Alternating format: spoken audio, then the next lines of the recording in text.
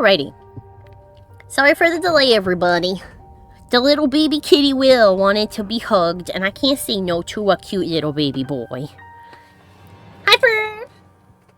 I know that's not really the sort of thing that goes with this evil-sounding soundtrack. But yes. Alright then. Let's load from the last save we have. I believe we had just finished a chapter. I think it was this one. Yeah, here we go. Episode 3, On End, the Wolf's Grey Fur Will Stand. I think there's only 4 chapters of this so far. Oh, I forgot to hide the... My sister has apparently had to stop playing. Stop it. Yeah, our bully went missing. Sorry, give me a second. I have to minimize this, or the green screen hoobity-hee pops up. Let's see how many chapters there are of this while I wait for the bit rate to stop being a butthead. Alright, let's see. How many chapters are in Tiny Bunny?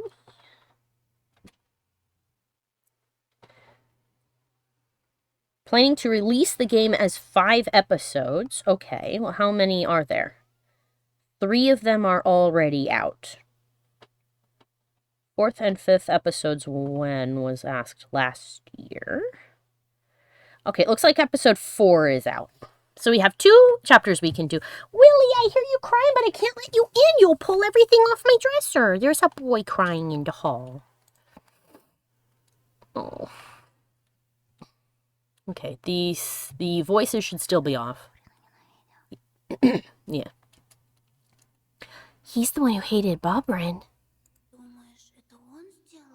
Do you think he did it? Is the voices back on? Hold on a minute. Settings. I want the voices off. Okay, voices are off. So it's just kids in the background. I think the game is still in development. Yeah.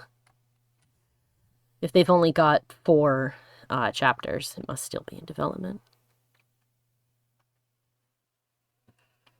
They wanted there to be 5. I don't remember where the... I mean, I know that the game is in Russian, but I don't know where it's made. Who made Tiny Bunny? Who made Tiny Bunny?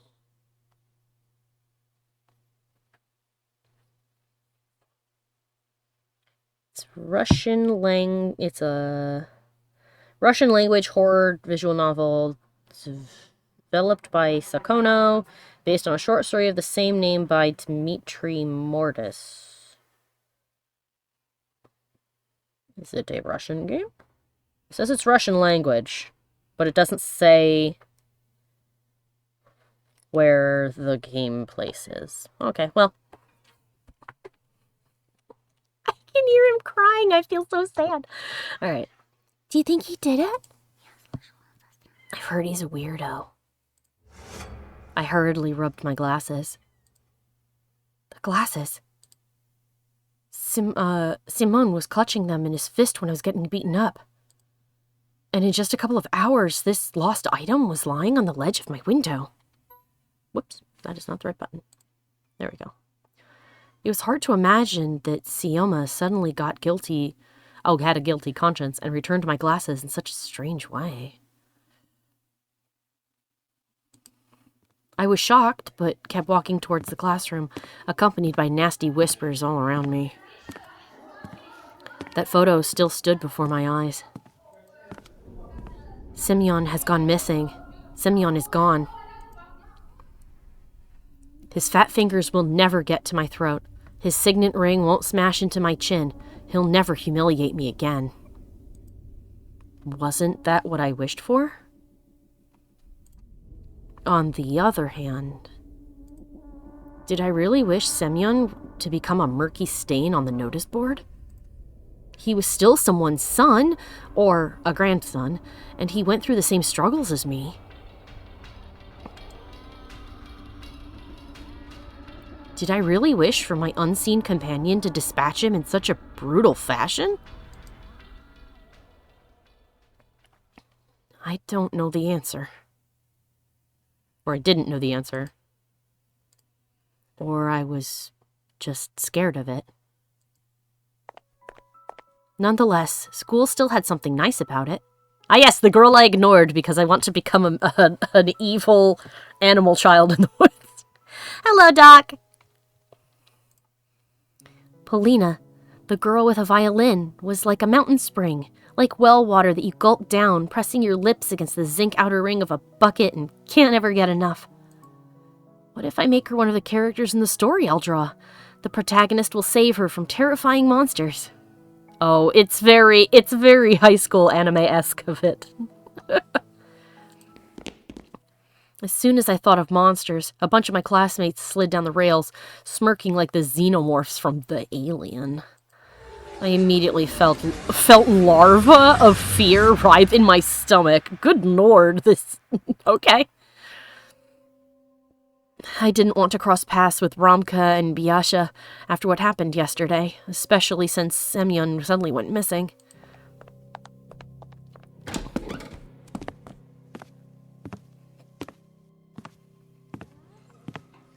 I entered the classroom and went to the last row.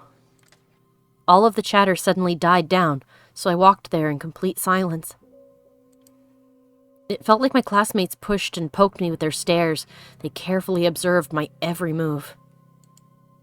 They looked at me with a mortifying mix of pity, ridicule, and derision, like a scientist looks at an ugly representative of a newfound species of worms. I stared at the desk with a huge pile of library textbooks on top, my fists clenched. It felt like I was the one who disappeared in that snowy forest, and my desk was finally used for something worthwhile. Semyon's empty chair stood in front of me, the chair that once belonged to Vova, gathered dust, somewhere in another classroom.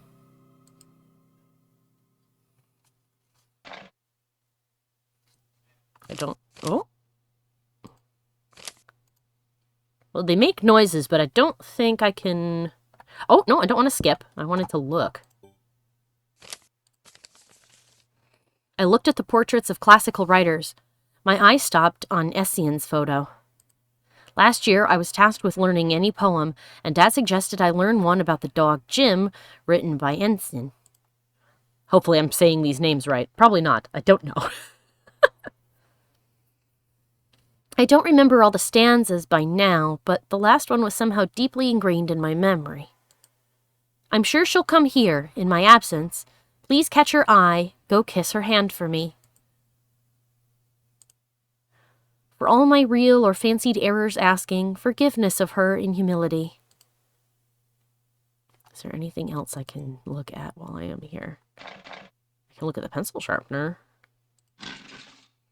An old, cheap slide projector. Oh, it looked like a pencil sharpener. I call this model a tank because it looked like one. There was a time when I had a lot of cool fairy tales that we used to watch with Dad in complete darkness. I remember Little Raccoon and One Who Sits in the Pond, Kipling's Mowgli, and many others. I was immediately swept away by the memory of the projector's hum, of its hot casing, of its bright rays hitting the wall, turning it into a screen. It's a pity that the school slides were mostly about minerals and PSAs.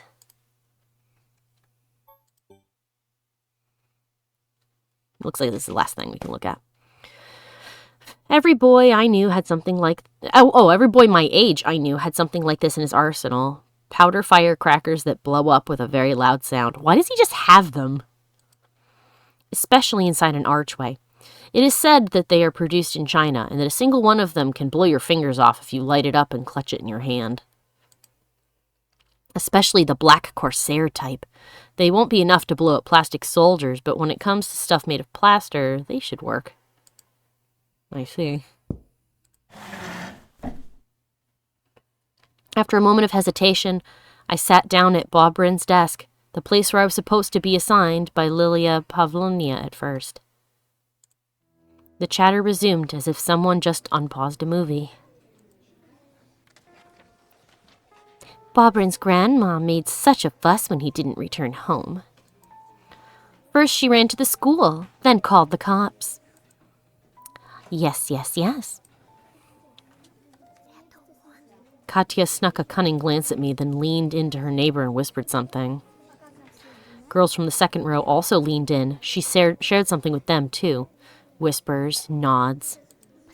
I kept catching her stare on myself. Her neighbors stared, too. The whole class was watching me. It was like they felt the need to watch me because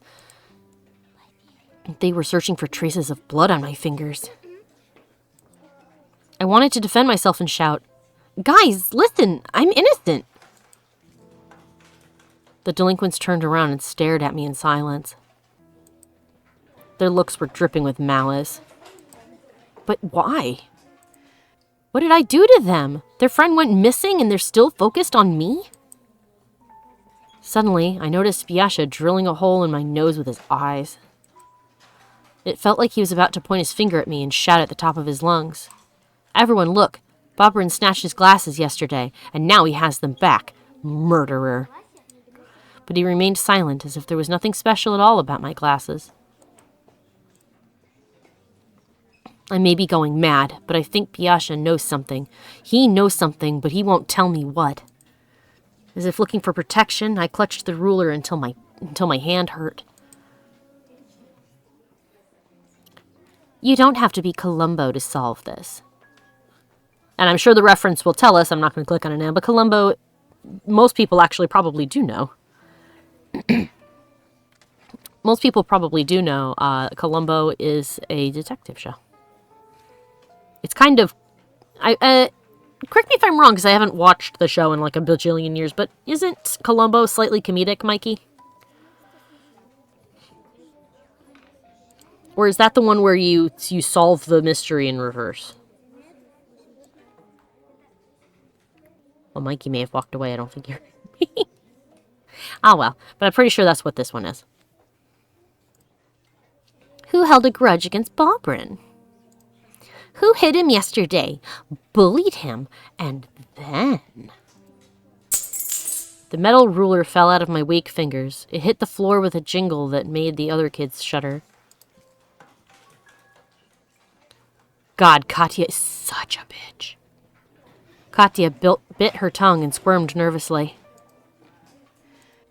Chairs scraped against the floor. My classmates moved away from me, closer to the exit, towards the teacher's desk. I was not the only one to catch wind of that change. Romka and Biasha looked around and winced in contempt. Too bad that they weren't afraid of me like everyone else. Shut it. I bet you Bobrin just got a whipping from his old hag and ran off. They'll find him soon. They'll find him all right. In a ravine with his stomach cut open. I gulped.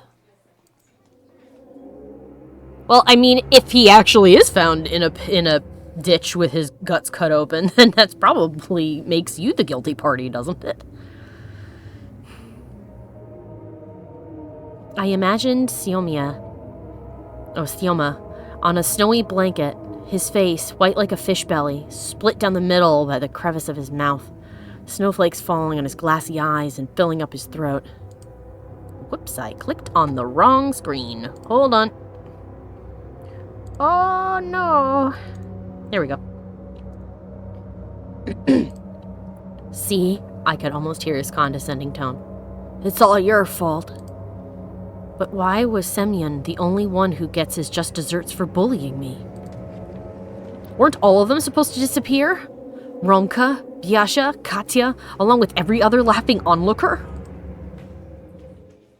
Of course, Semyon did me a favor by disappearing. Thanks to him, my classmates now stared at me in awe. But that was only one side of the coin. What if I'll have to repay the favor soon?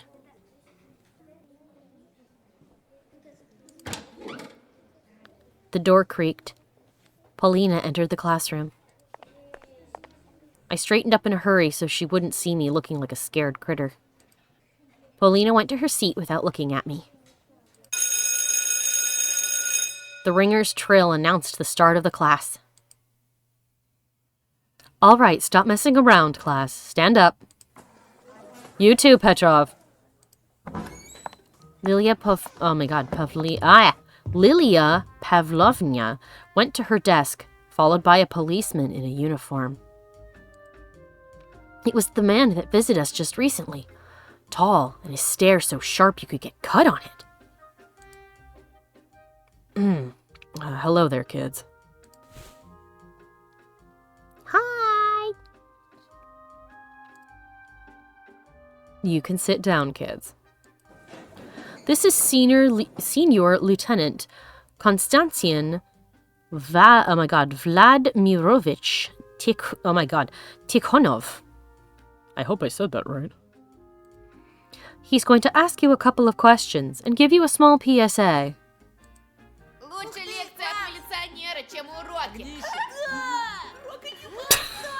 The class livened up. Talking to a policeman was way better than studying. I, on the other hand, was ready to sit through hundreds of hours of Russian literature just to escape the lieutenant's oppressive stare. His brown eyes felt around the classroom. God, the music got sinister! Looking for me. Hair stood on the back of my neck, and an icicle lodged in my gut. Is it true that Bobrin got killed by a serial killer? Shush, Ekaterina. Let the adults ask questions here. We're all scared. Maybe the killer is somewhere oh my gosh. Maybe the killer is somewhere close. Maybe they're even sitting among us. Her sly stare was directed at me. Tikhonov stepped in between the rows of desks and started walking at an excruciatingly slow pace, brushing his fingers against the chairs he passed by. Some of the students almost broke their necks following his movements. That's how a crowd of commoners would gleefully anticipate a public execution in the Middle Ages. And he just walked, getting closer and closer to me. I gritted my teeth to stop myself from screaming. Calm down. Breathe. You didn't kill or kidnap anyone. He already knew the answer to his question, but the policeman still asked in a stern voice. Anton Petrov? Yes. Stand up, Petrov. My muscles turned to stone. I got up, unglued myself from the chair. I felt like I could hear all my joints creak in the process. I only wished that Polina wouldn't turn around and see the grimace of horror on my face. If only I could be somewhere far away, in the forest, digging myself into a snow pile, rolling up into a ball there. The officer stared at me as if he was about to lock a pair of handcuffs on my wrists. I wonder how cold those bracelets are to the touch. I imagined myself getting jailed and put into a juvenile detention center where tens of Semyons would constantly harass me. I don't know anything. I have nothing to do with this. Nobody is accusing you of anything. For now. Only then I noticed a file that said case number in his hand. It had a gray cover made from rough carton. It flopped on the desk like a guillotine blade that slid down on someone's neck. With a measured motion, Tikhonov opened the file, still studying me with his gaze.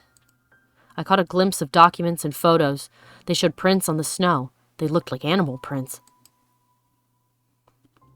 Have you talked to Semyon Bobrin before? Is it wrong to want to punch a fictional child because I want to punch Ekaterina, says Doc. No. She's fictional, so it's okay. If she were a real child, it would be bad. But she's a fictional character, and I do want to smack her. Because she's just doing this for shits and giggles because she thinks it's funny. I only knew him for a week. Everyone knows that Petrov hated him. I turned red. You ugly bitch. I wanted to sink my teeth into Katya's face and chew out her cheek. Instead, I replied with the calmest voice I could muster. We had a fight yesterday. But he started it. So I hit him. How hard did you hit him? Not that hard, I mean... I waved my hand indecisively. Tikhonyov looked at my fist as if he was surprised that I managed to hit the big kid from the photo. Surprisingly, Lilia Pavlovna... I'm bad at these names. Came to my rescue. Bobrin is a troubled teen, a true pain in the rear.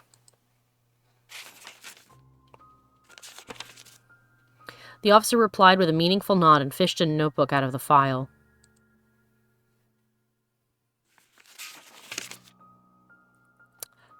Is this yours? Oh, 'cause he stole our stuff out of our bag. So, they may have been left behind at whatever scene the kid was at. I averted my gaze.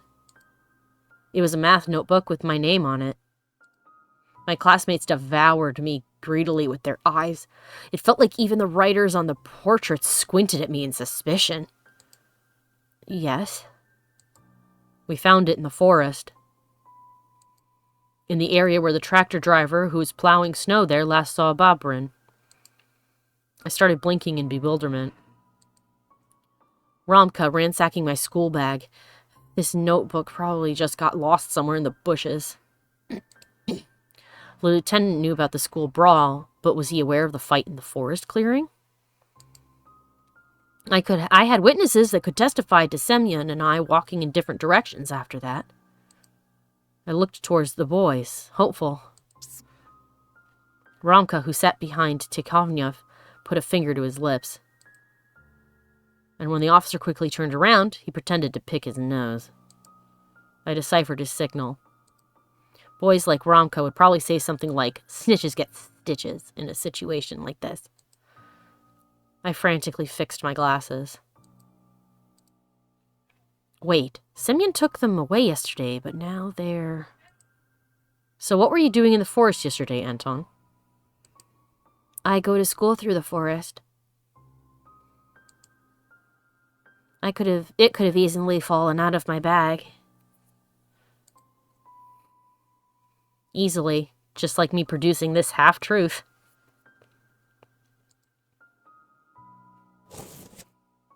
Be careful out there.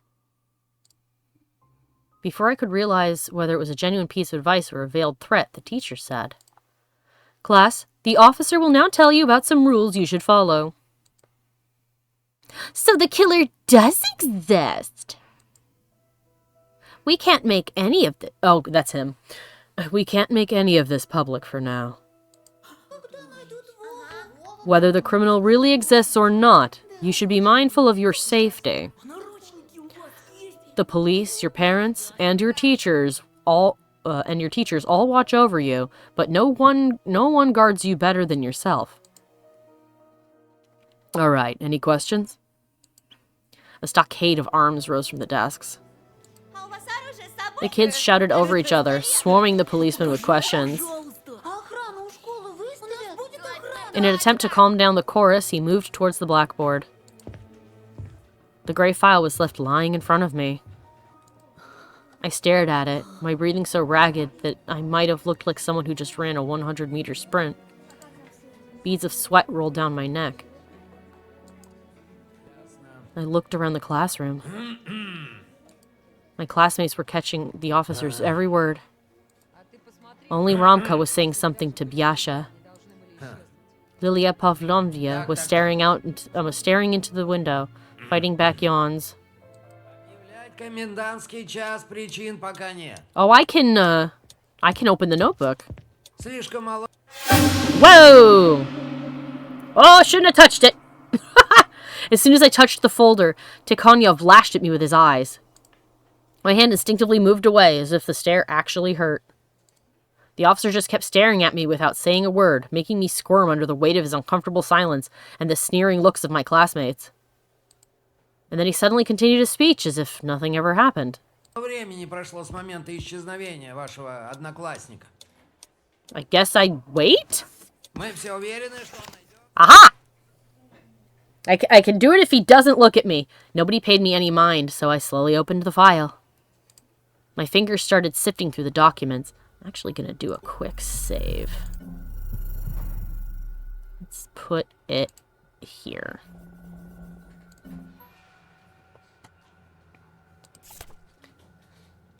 Ksenia Talalavia, 6 years old, left her home sometime in December. Identifying features, okay.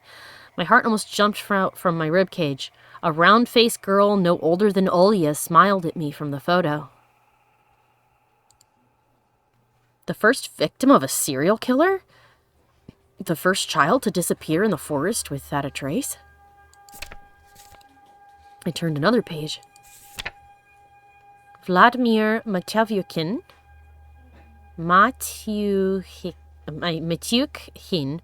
10 years old. Vova was the second. His mitten, hanging from the branch, his name called out by desperate adults and repeated by the sneering echo. Lilia Pavlovna coughed, trying to calm down the rowdy students. I yanked my hand away, and the file closed. Now she's looking at me.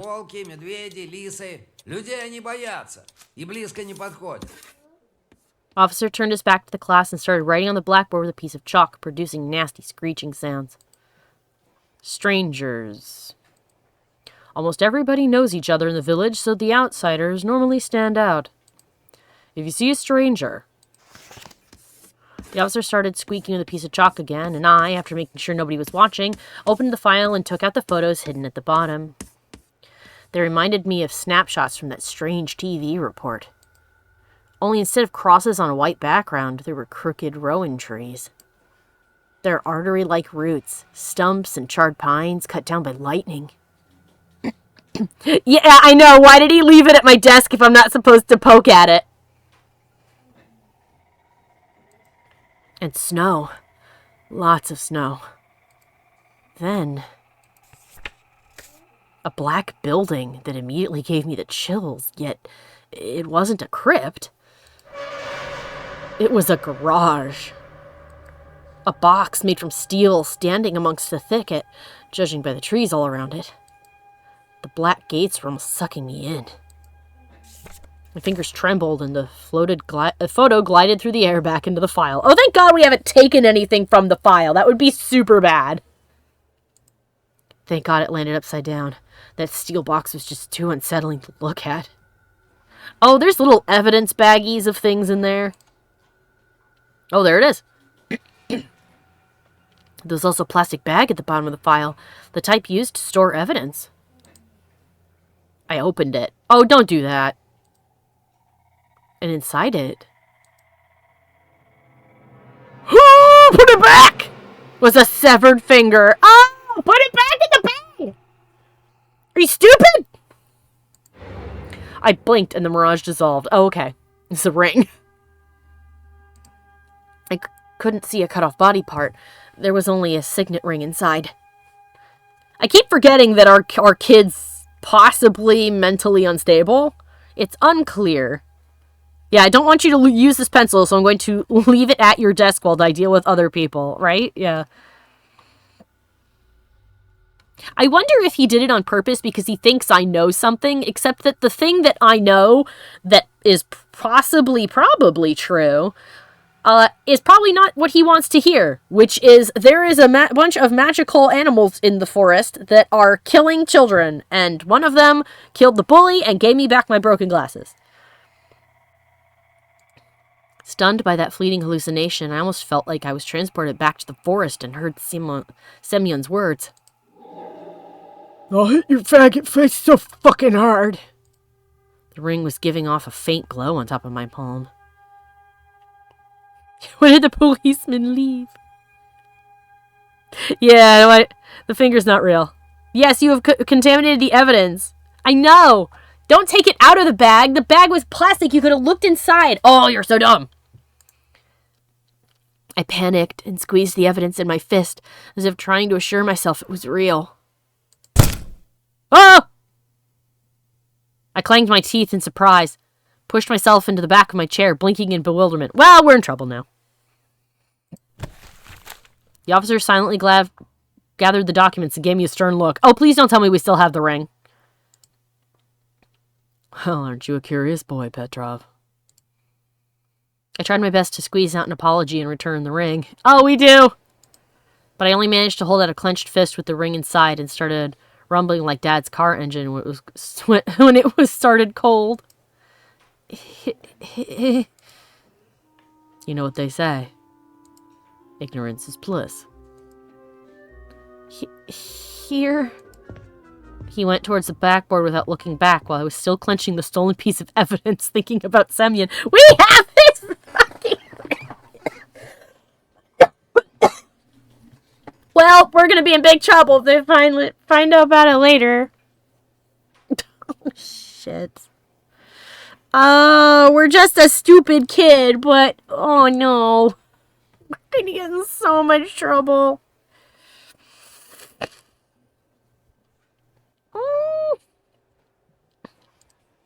A boy that was already most likely dead. Let me say this again. Sorry, 1 second, guys. Need a cough drop. Let me say this again. If you see anyone suspicious in the village, be it near the school or on the forest trail, contact the police immediately. You know our number, right? 02. Thanks for listening, boys and girls. Thank you, Lilia Pavlovna.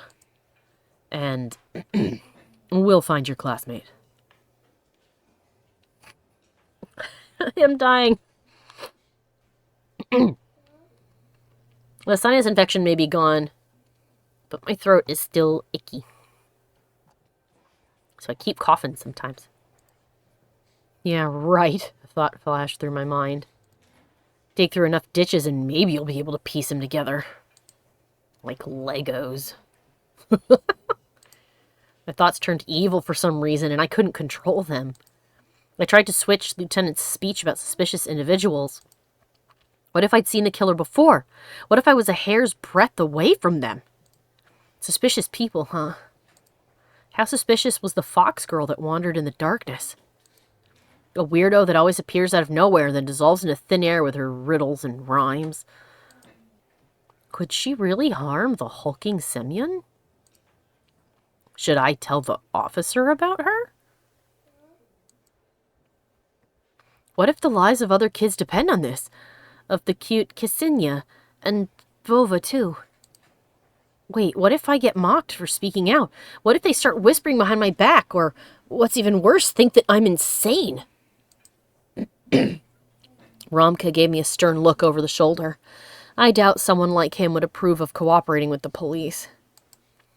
Katya's braid dangled nervously behind the delinquents sitting in front of me. My hand... Goodness. It's the officer's fault for leaving all the evidence on our desk. What did he think we would do? Yeah, right? Dude, we're a kid. You put all...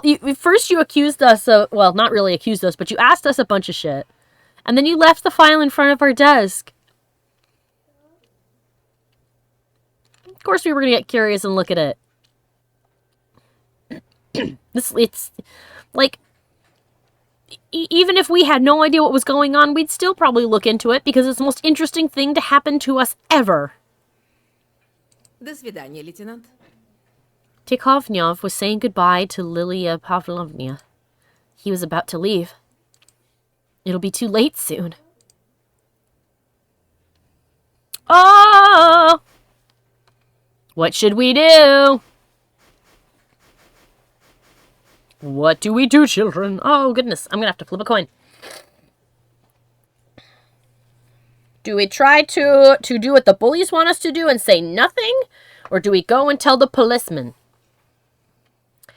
I feel like he won't believe us. I also don't like this bully.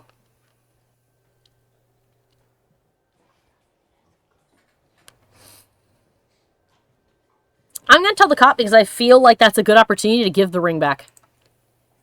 I unglued my palm from the tabletop. I need to warn him, at the very least for Olya's sake, to assure her safety in the house near the squeaky pines. I raised my hand, heavy as a dumbbell. Excuse me.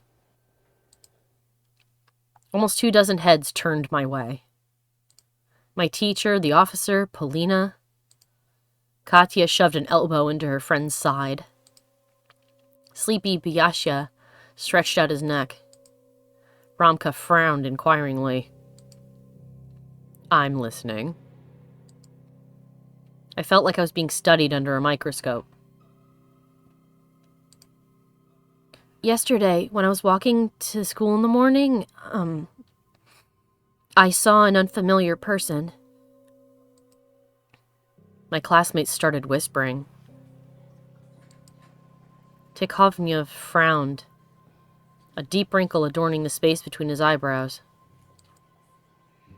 There's no way he'll be able to tell if it was an outsider or a local. He just moved to our village. The other kids smirked. Katya flashed an evil smile. Calm down. Can you describe them in more detail, Anton? Then it dawned on me. I can do more than describe them. What can I do? I can draw them. I know how to draw, kind of. After spitting out this confession, I expected everybody to laugh, but that didn't happen. Even Katya stayed silent.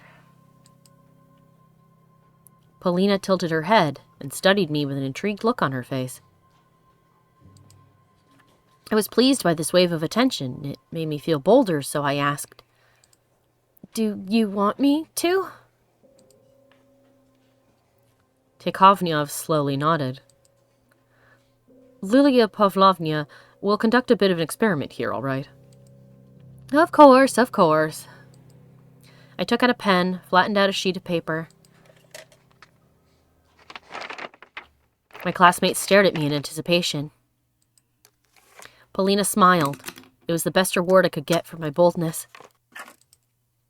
Well, go on, Van Gogh. Draw. Oh.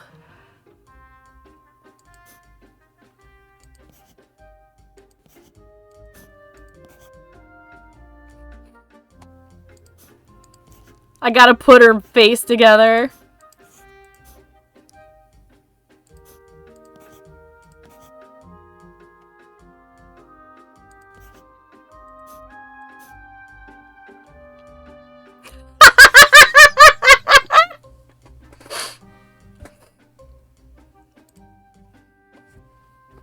She's wearing a mask. Here. I handed my drawing to the officer. What's this? A fox? Very funny. Should we send a pack of hunting dogs on its trail? I felt like the windows started shaking from everybody's laughter. Even Lilia Pavlovna couldn't help it. That's not it. Hey, Petrov, maybe you can also meet with Shabrushka. Shaburashka? Who's Shaburashka? Hilarious. Simply hilarious. Let's find out who that is. Hold on a second. Chebrashka, a cult character created by Edward Upensky as one of the main characters in a book, Gena the Crocodile and His Friends. He was later featured in a series of cartoons, some of which were produced in Japan. I was burning at the stake of shame. Why don't you just tell them? Why don't you just tell them that it was a mask that they were wearing and it was a person in a coat? Why didn't I draw the coat? Case closed, I guess. Tikhovnev crumpled my drawing in his fist. Well, I'll be going. He left. The bell rang. Nut job. I didn't move, just kept staring into space while the two bullies left. Lilia Pavlovna passed by without looking my way. Paulina left after her. My classmates went silent at the same time as if someone muted the sound on a TV. They followed me with their eyes the whole time I was passing between the rows. Judgmental looks. I felt like I was in the scopes of many sniper rifles. I squeezed through the barricade made of desks, looking for Paulina. But I stumbled into my new buddies instead.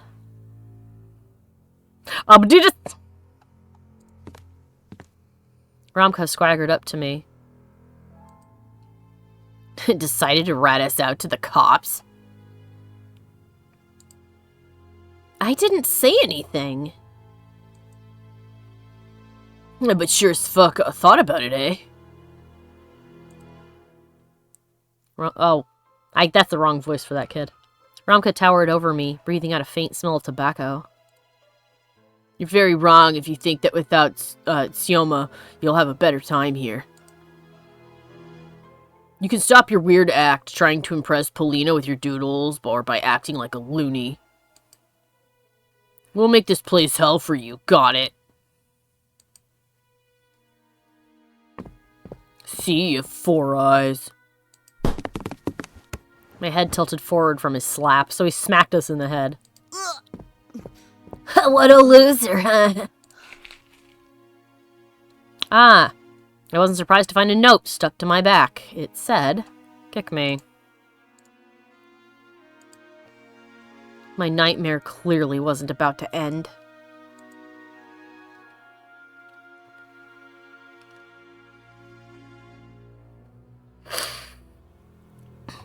It's been 7 days since Lieutenant visited our class. At first glance, everything was still the same. Apparently there's 3 endings to the current setup. So, but the game's not over yet. But there's like 3 outcomes that we can get. I didn't look up what they were, just that there are 3.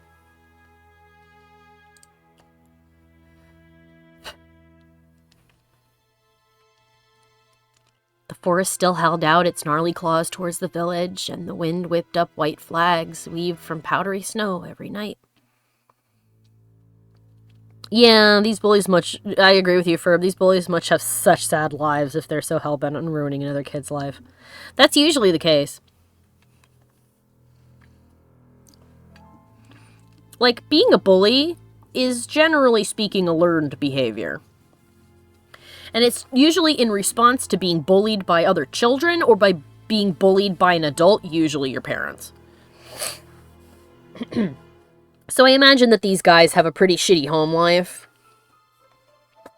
I mean, given the location and the time period, people out here in this village are probably not crazy well off. So it's entirely possible that that their family is probably struggling financially, and their parents are probably dicks to them, and so they take it out on other kids.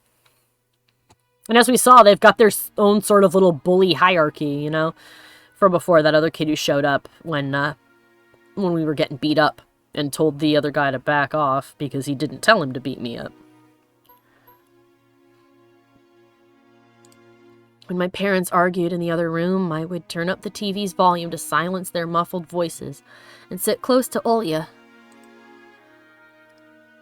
Vova and Semyon's photos were still like 2 black spots on the notice board, and round-faced Sanya hasn't returned home either. But something did change. I could see how different the looks of my classmates were. They met me with a new portion of pokes and insults. Contempt, mockery, and loneliness became my faithful companions. But, most importantly... Yeah, I agree, Doc. Doc says bullying is really just abuse, meaning it's often cyclical and will just cause itself over and over again. Exactly. 100% true. Abuse is a cycle. And you have the choice to stop it if you are on the receiving end. And it's difficult. Like I said, they're learned behaviors, usually from a very young age, so recognizing that behavior in yourself and stopping it is very difficult, and I don't envy anybody who has to figure that, out for themselves. A shadow slid across my desk, leaving behind a mysterious note. I glanced in the space between rows, but the messenger was already nowhere to be found. Who sent me this note? What could this carefully ripped out and neatly folded piece of paper be hiding from me? More threats and humiliation, or... I took the piece of paper and carefully inhaled the wafting aroma. Blackberry. I'll be waiting at a cul-de-sac near the dressing room. Come alone. Oh, God. Inside was a message in beautiful handwriting. I'm waiting at a dead end near the dressing room. Come alone. Drunk on that sudden call, I immediately started walking, looking over my shoulder from time to time, making sure no one is following me. Even though I suspected it could be another trap set up by Romka and Biasha at first, this buzzing thought soon left my mind. The two of them didn't have enough combined brain power to fake Polina's note so carefully. I didn't even notice how I almost broke into a run and jumped around the corner. As soon as I did that, I rammed into somebody inside the dark nook. Ow! Like a magic bird, a green notebook glided to my feet. Polina puffed her cheeks in exaggerated anger. Petrov, have you lost your sight completely? I fixed my glasses. My nearsightedness wasn't that embarrassing anymore. I bent down and picked up the notebook. Sorry, I was in a rush. Were you waiting for me? Did something happen? Polina studied me with her eyes and clicked her tongue. Do you know what you look like, oh my gosh, Antosha? Like blues improv. I blinked in bewilderment. What do you mean? I always associate people I know with something. I do that too, but why music? Well, because she likes music. It can't be anything other than music. Some people are like guitar solos, some are drums. People like our Lilia Pavlovna are war marches. And you're so thoughtful, so mysterious, sometimes even a bit sad. You're definitely blues. And what about the improv part? It's what the listener has it's when the listener has no idea where the melody will go, what tempo it will adopt. Of course, some of the things Polina said went completely over my head. But I couldn't stop looking at her smile, like a breeze in May, and her eyes deep and blue. One needs to have experience and taste to recognize the music in you. You're not some pop music. I don't think I even know what blues is. Polina gasped and frowned, which made her look even more beautiful. Oh, we got it bad. Our little boy has such a crush. Don't say something like that to my face. I'll make sure to give you a cassette. Grandpa used to bring me so much music from the city, jazz, swing, and classical too. He was the one who noticed my musical mindset. When I was still very little, I tried recording the sounds of nature on paper, the songs of the rain and the forest. I wish I had ears like yours. And I'd love to have your eyes. I tensed up, worried that she was making fun of me, but Polina shook her head. No, I'm serious. You have the eyes of an artist. Well, because we are an artist. You're so good at picturing things. I can't do that. Oh, God. Katya walked past us with her trademark frosty glare. Keep walking, bitch! We dove into the shadows, trying to escape it. You understand why we're hiding here, right? Because of people like her. And what kind of melody is Katya? Polina flashed me a sly smile. The squeaking sound of unoiled door hinges. That's actually a pretty scathing insult. You know, this nasty descant. I giggled, covering my mouth. Oh, I hope she didn't hear that. Katya didn't hear our whispers, but she suddenly glanced over her shoulder, clearly annoyed. A moment later, she sighed and went on her way. She kind of heard us, but she didn't hear us. Oh, friends only! I remembered about the notebook I was still clutching in my hand. I turned it in my hands. Instead of a subject name, the front side had the name of the owner and 2 words, friends only. Curiosity killed the cat, you know. And satisfaction brought him back. I'm sorry, is this a questionnaire? Have you ever filled one? I lied that I had. In reality, girl classmates from my previous school had never asked me to fill their questionnaires. It was quite upsetting. Oh, I guess this must be a case of, like, they give you a bunch of, like, little questions to answer. What's your favorite this? What do you think about blah? To decide if they want to be friends with you or something, I guess. I don't know. I mean, it was a girl hobby. You just answer a set of standard questions about your favorite actors and colors. But entrusting somebody with such a notebook was the sign of friendship. And maybe of something even more. Something I only had a vague idea about. You can fill in mine if you want. My heartbeat quickened. I do. Thank you. Polina giggled. Actually, there are so many secrets there. You'd be better off not knowing what we girls think. She reached for the notebook, playing with me. I tossed my finding into my free hand. Polina tried to intercept my move. Her hair briefly touched my face, tickling my nose with its silky locks. I sensed an aroma that immediately filled the whole world. Fragrant, alluring, lively. If only I could picture it, steal it for myself. Aw, she's a cute kid. I felt dizzy, but I gathered myself and spoke in a voice reminiscent of Lieutenant Tinkerhov. Your questionnaire is an important piece of evidence, so I'm afraid I'll have to confiscate it for further examination. Polina covered her mouth that rounded in fake horror. And what are the implications of concealing evidence? We'll decide that in the course of our investigation. Oh, I surrender, Mr. Policeman. Just promise you won't read anything. It's full of sensitive information.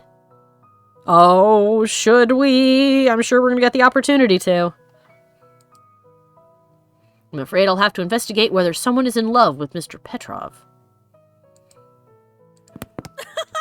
Polina burst out laughing and pressed herself against my chest, showering me with the aroma of her hair and her milky skin that looked almost transparent with tiny threads of veins running under it. Her whisper was hot like a piece of butter sizzling on a pan. Then swear that you will keep this information private. I swear on my police badge. And now we need to hurry, Antosha.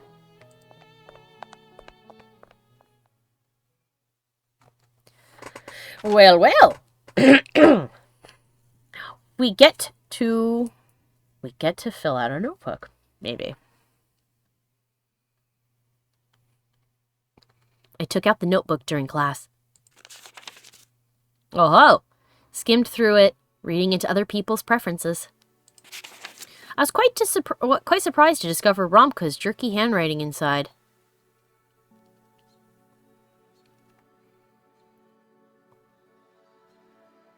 Buying a BMW. Don't trust, don't fret, don't ask.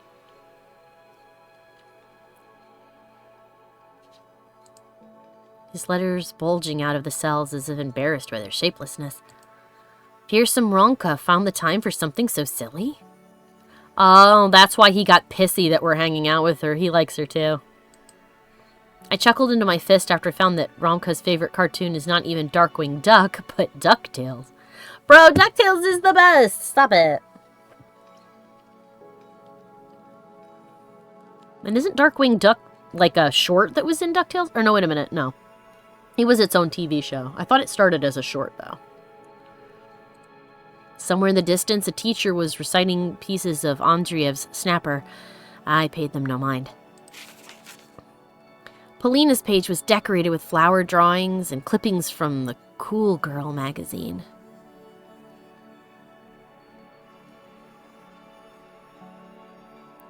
Franz Schubert, my birthday, listening, seeing the world, so I guess that's her dream. Robert Schumann is an actor that she likes. Oh, that's a fear. Losing people I love. 3/24/92. Town musician of Bremen and Grandpa. Her favorite musician is Schubert. Her best friend is her grandpa. Her hobby is not violin, like I expected, but a much more mysterious listening. Oh yeah, listening. Her hobby is listening.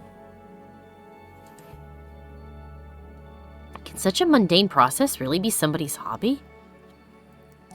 Well, we're in a place where there's possibly children turning into animals, so... I looked at Polina over the heads of the other students. She was focused on taking notes. Ah. There it is. Oh, your phone number. I thought that those were like birth dates. I flipped the pages until I found a blank one and armed myself with a pen. Anton Petrov, Class 6B. It took a long time to decide on my favorite musician until a trendy pop band, Carman, came to mind. Alright, who's Carman? I'm glad that the glossary no longer halts the normal soundtrack and starts that really sinister thing, because it's a little bit like, whoa! A Soviet and Russian techno-pop band, most popular from the late 80s to early 90s, founded by Bogdan Titomir and Sergei Lemko. It is mostly remembered for unique dancing performances and for writing a music theme for the Captain Pronin cartoon. Interesting.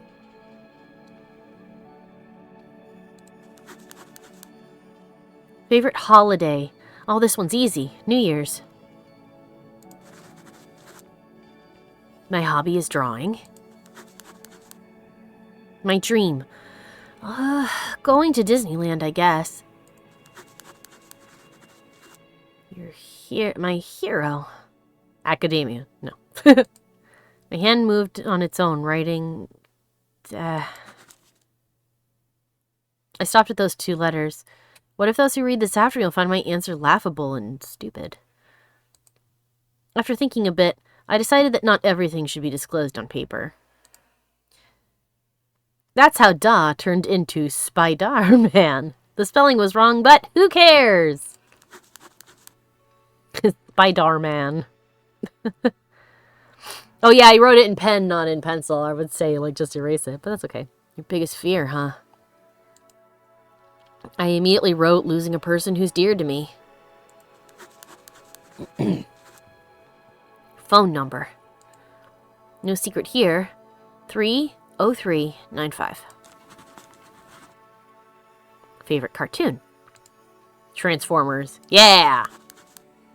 Based. Your best friend. I hesitated, gnawing on the pen's cap. Best friend. I read the question out loud. It was easy, but at the same time, very important. It is a dope cartoon. Answer to that was my sister's name, so I carefully wrote it into the squares. Olya. Aw, what a good big brother. Olya. I repeated my sister's name while sneaking out of the school. There was a freshly drawn dragon in my notebook that I made to please my beloved sister. In this land of darkness and deceit, her support was the only thing that inspired me to keep drawing and stopped me from losing hope in humanity. Refreshing, frosty air made my cheeks turn beet red. It was bright outside, and the sun looked like a whole egg yolk. The road looked as if it was silvered. The snow sparkled under the sunlight. I smiled, squinting from the blinding whiteness. Who cares if I don't have any true friends anymore? I have something more important. Someone who needs my help, who will never betray or hurt me. Family is the most important thing ever. That's what Dad always told me. Ugh.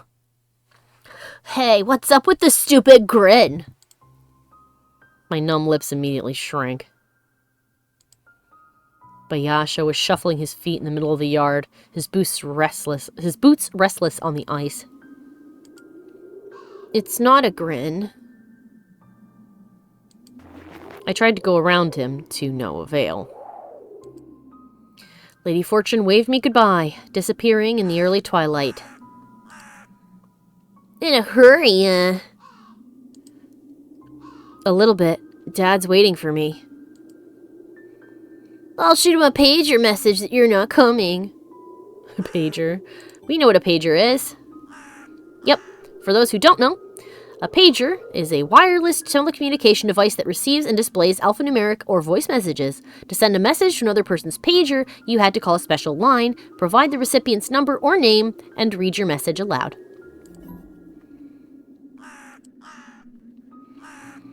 My eye flinched unwittingly. My skin dampened. Let's go, eh? We have a small business to discuss. I felt chills run all over my body. I didn't like the sound of that. Small business. Those words, accompanied by spitting, normally hid very dark deeds under them. Strangers that used to call our old apartment used to say, "Get your old man. We have a small business to discuss." But Yasha turned around. He looked like an astronaut in his tight hood. If I were to imagine him as a sound, he'd be a deafening whistle. A signal given by somebody who stands watch. To my demise, there was nobody at the backyard. Apart from the grim-faced Romka. Ugh. It's been an hour, so I'm gonna save really quick.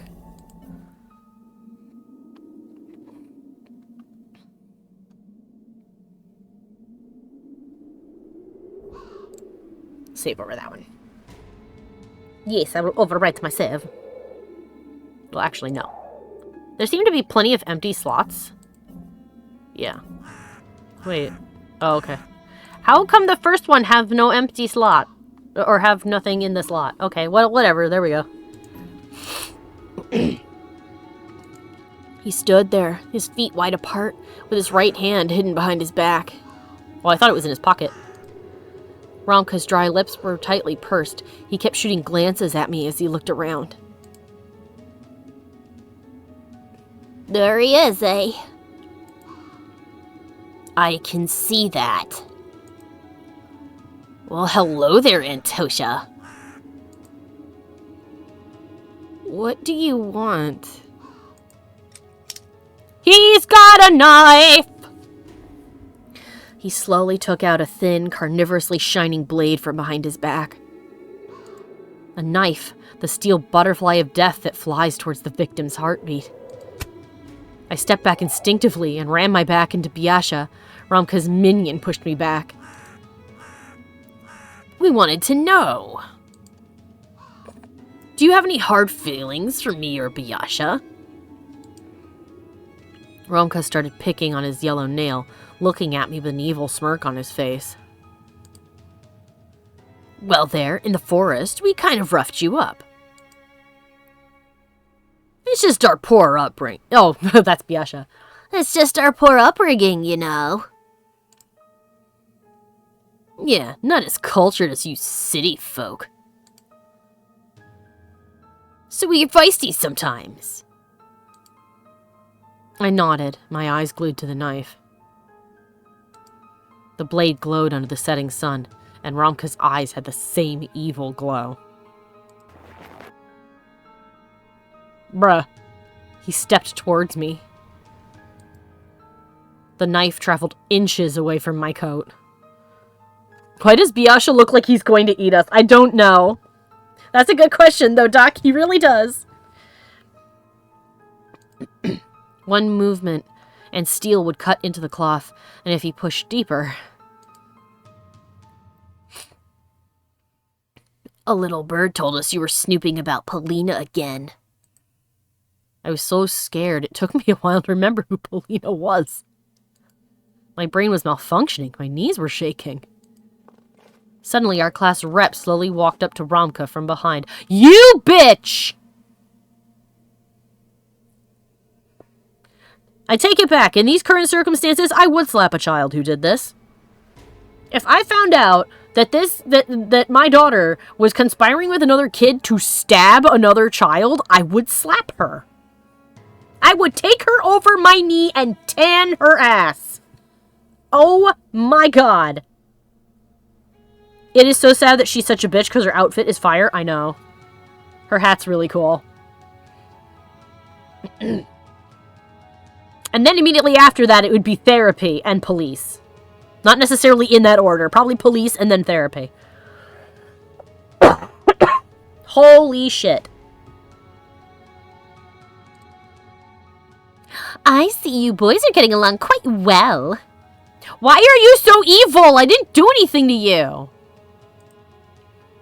I owe you one, Katya.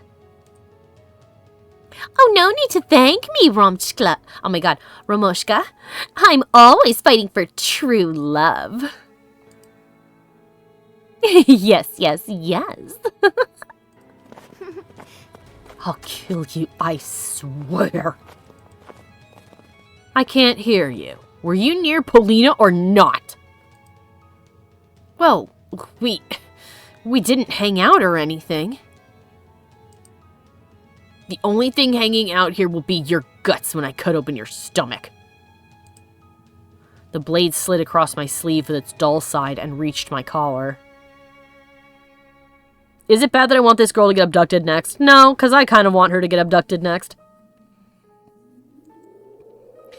The wind made my face cold, but a bead of sweat still trickled from my temple. A switch flipped in my head. It all made sense now. I remembered Romka constantly sneaking glances at Polina. I remembered his scrawly handwriting in the questionnaire. Why didn't I study it more in depth? I see you're near Polina even once, and you won't get away with a simple bump. Got it. Yes? Now scram! I was probably so hypnotized by the knife that Romka had to repeat his threat. Scram! I thought about the cold, sharp blade when I retreated from the yard.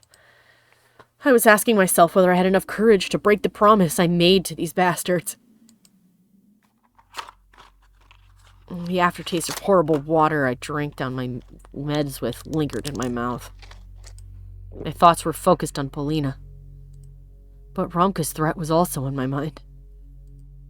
В общем, я сегодня книжку читала, там ребята учились в школе, прям как ты ходишь в школу, и они в школу ходили. Look at this cute little У button! них был какой-то праздник, и они там поделки I wandered around the house, feeling intoxicated, and nodded to everything my sister said without trying to discern her words. Olya was talking non-stop, at times lifting her arms and laughing, only to then suddenly go quiet and give me Mom's signature gnarly look. Nope. I was yanked out of the prison of my own mind, where seething thoughts pecked at my brain like harpies, stopping me from coming back to reality. I stared back. Olya looked like a mini version of our mom right now. Well, to be precise, she looked like the person Mom turned into when we moved here, with her intimidating posture and her eyebrows directed towards the ceiling. You weren't listening to me, were you? She tried spitting out those words at me, copying facial expressions of the person she spent almost all of her free time with. For a moment, I felt like the light Olya exuded all these years waned and wavered in the wind of prolonged changes. Very soon, my beautiful princess will turn into the dragon that was once guarding her prison tower. That thought was much scarier to me than any other horror sneaking up to me from the future. I'm sorry, Olya. I don't want to make you mad. I just got lost in thought. I looked around the room, my gaze jumping from object to object, like a hungry beast trying to find anything that could distract Olya. Oh, let's play the console. Olya pouted, but there was a spark of interest in her small emerald eyes. The Snow Queen's ice shard inside them started thawing. And what about the second controller? It's not working. Dad has no time to fix it. We can play with the light gun. What do you want to play? Cowboys? Ducks? Oh, you're better than me at both. The Nanako voice? Oh, thank you. I thought she could use a little voice like that. Wow, come on. You must have been practicing the whole time I was away from home. Olya burst out laughing. Her heart was warm once again. How did you know? Oh, thank you, Doc.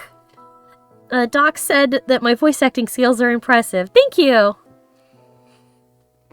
If I knew and or had any confidence about the industry and my ability to be in it, I might try to be a voice actress, but I don't know anything about that and I don't have near enough equipment and stuff, so that's not something in the cards for me at this time. But I do like doing it in games, so. But I'm a good shooter now. You've already lost. Oh, you picked the wrong fight here. Come on, turn it on.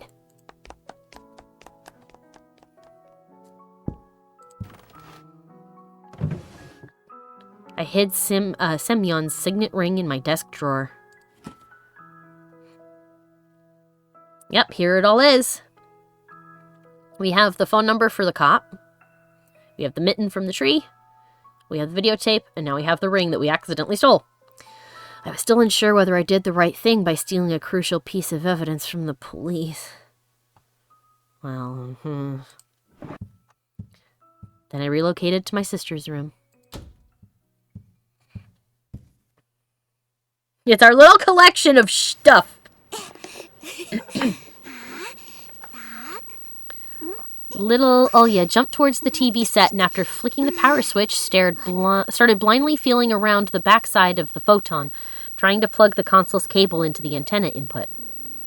And for people who are young enough to have never seen that, what they're talking about is old TVs that were big and shaped like boxes because the screen was actually a big photon light bulb. A big old bulb. And inside were each individual little pixels that lit up one of three colors, green, blue, or red. And when you were little, sometimes we would sit close enough to the TV that we could see those individual pixels. It was fun. Probably not the best thing to do to our eyes, but whatever.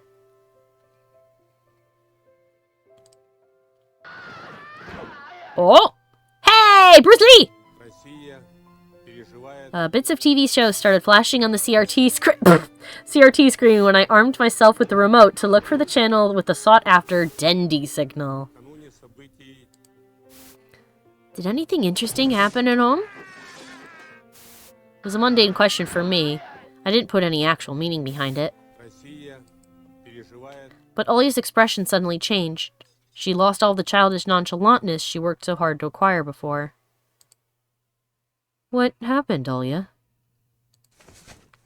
My sister managed to put the cable in its place and started brushing off her dust-covered hands. She was clearly looking for the courage to continue the conversation. Mom, she... Olya went silent for a moment. I thought I saw tears welling up in her eyes. Oh, I don't like this sinister music. She had this scary thing happen to her. Again. My sister looked at me with wet eyes. She had a fit, huh? This happened before, but it was a rare occasion. Now that we'd moved to this godforsaken place, Mom's fits rose in frequency. Oh, is she having seizures?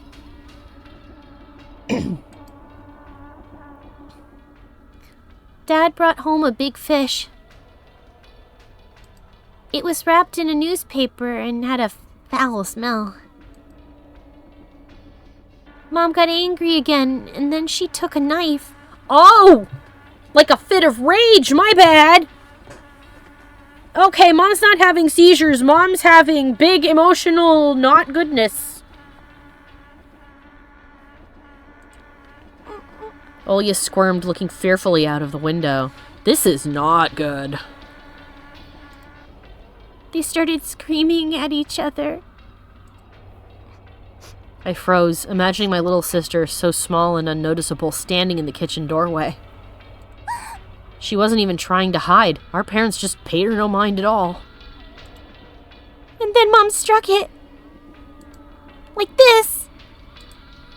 Olya slightly moved her fist downward, imitating a strike. Oh, like she stabbed it, like up and down, like wee, kind of stab. The noise I just made is a reference to the Psycho theme. Not that you could maybe tell by the noise I made, but whatever. That's what it was supposed to be. She hit the fish. Oh my goodness. It was still alive, Tosha. It must have been in pain. And Mom. It was easy to imagine what happened next. The writhing fish with a blade between its fins, squirting some foul-smelling musk into Mom's face. Whenever death got this close to my mom, be it when a person was hit by a bus in front of us and their blood was smeared on the windshield, or when Grandma chopped off a chicken's head, Mom would always get into a weird, dreadful fit. Oh. Yeah, the more we learn about it, the worse it's like, wow, all of this really sucks. Yeah, Mama needs some therapy or else she'll end up like the one from Friday the 13th, yeah. It's just a shame that because of the time period this takes place in, there's no therapy. Not like we have today, and there's definitely no therapist near these people. Oh, she is having seizures!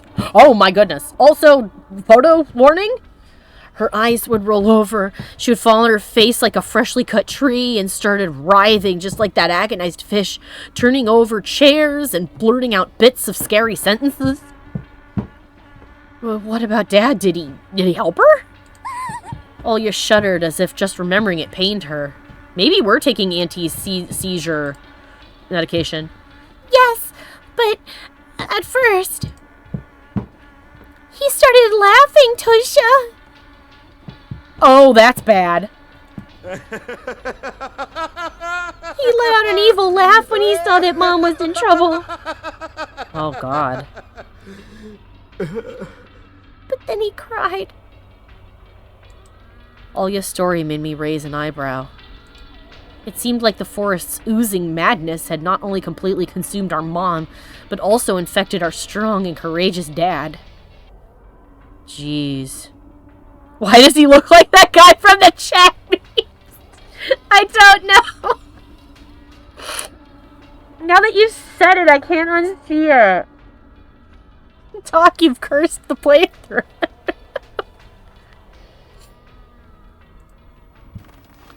I quickly stepped towards Olya and locked her in a tight embrace. She dug her face into my chest, and I could feel my shirt becoming wet. Why are they bullying each other, Tasha? It's okay, Doc. I was kidding. You're good. Are they crazy? I stuttered, unable to justify the actions of our parents. No, they're not crazy, kiddo. Your mom's got some kind of seizures. I'm not sure what sort exactly, since they seem to be triggered by somewhat traumatizing events, or something that brings her back to traumatizing events. But as far as your parents fighting goes, it's because life took a turn they did not expect, and it's been extremely difficult for them, and it probably has something to do with whatever your dad was doing back home that caused you to have to move, because it sounds like it was something kind of serious. And Mom is mad about it, probably understandably so, but her reaction to it is to bottle it all up until she does stuff like this. Oh, sucks, these poor kids. My God.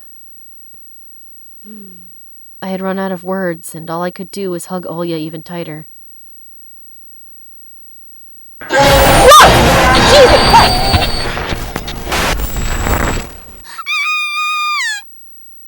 Jesus H fucking hey! Okay! Fucking God! Fucking what the hell? Big baby-faced duck-headed man! I screamed too, don't worry, that was horrid. It was! Okay! Yeah, Jesus H. Geiger Christ. What is it? What is wrong with your head? Fucking God. I mean, our dad might have killed somebody. He might have been working with the mafia.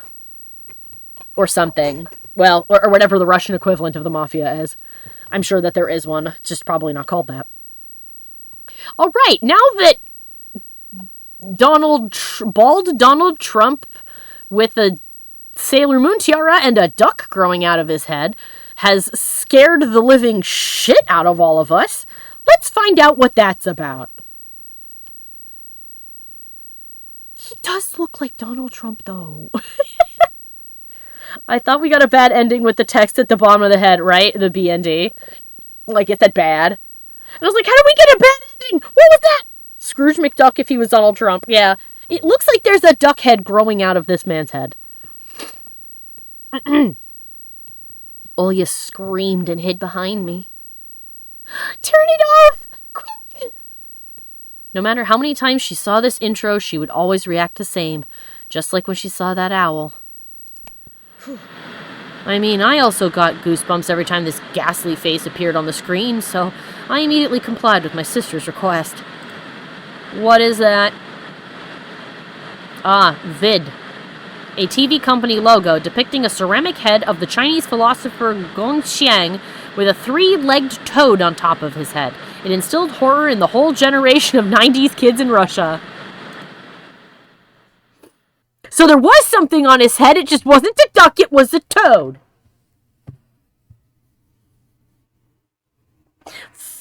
Fuck. Let's play the game cartridge. Scrooge McTrump.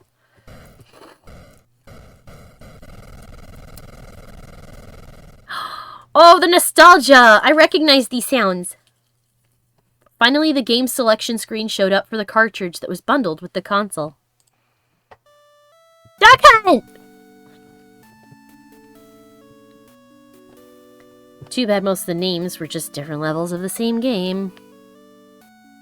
Oh, it's called Goose Hunt. 9,999 in one. I picked up the gray rectangular controller and started looking around the pixel letters to find the familiar English word for duck. Small b.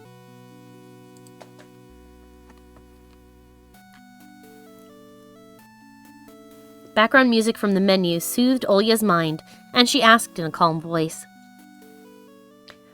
"How are things at school?" Nothing good. The school is new, but my treatment is the same. As if we never moved. Oh, I'm so tired of this. Before despair could lead me down its depressing road towards the clutches of oppressive thoughts, something evil writhed deep in my skull. Is our shadow normal? Our shadow is the bunny. Awakening wild and pleasant memories. Actually, something good did happen. Alya watched with hope-filled eyes as a wicked smile spread on my face, faintly resembling the wound from a box cutter knife. Another boy went missing.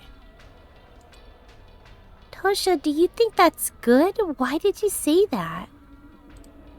My sister's voice trembled when she looked into my eyes through the thick lenses. You know that other missing boy, Vulva? Maybe what happened to him was all his fault. Maybe he did something so bad that he no longer deserved to live. Yeah, I know. Ouch. Just whacked my elbow on the table. Ow. This really is sad. Ferb says, it's so sad because there isn't even any reprieve in our main character's head. It's all torment everywhere. I know. There's something evil and bunny-like coming, well, evil bunny, I guess, growing inside of our head now. Depression, the game, yeah. Don't be so cruel, please. Alya pressed her knees to her chin and hugged them with her hands, trying to take up less space. As if she wanted to shrink or even disappear altogether. It was the only reasonable thing for us to do. Go missing among all the other broken toys. And never encounter evil parents or mad classmates. We're the only ones left for each other. The only ones who can protect, listen, and sympathize. Which means she's bound to listen to what I think about them all. These beasts pretending to be children that are so eager to bully the weak. A tiny bunny, perhaps, yes. There's bunnies in your yard, Doc? That's so cool. Every once in a while, we have bunnies in my backyard. I'm going to miss them when I move. But I will remember them fondly. It was my turn to speak. I think they won't be the last. My breathing quickens, my fingers start banging on the wooden floor. People like them are not worthy of living, going to the same school with us. When is move? I don't know. I'm still waiting for a job. I just know that when it comes, I will move. Hopefully I'll get a reply before, like, the summer. But, I don't know. Looking at your light. My thoughts got tangled. They slipped away along with my calmness. Tasha, stop it! You're scaring me! Don't be scared. I can protect you. Then I finally noticed that Alya was looking at me like I was a stranger. Who are you? The rage that was welled up inside me subsided. It hid under the guise of my cowardliness, leaving me alone with the growing fear of guilt for scaring my sister. Alya, I'm sorry. I didn't mean to. I guess I'm just going crazy in that school. She rushed to embrace me, barely holding back her tears.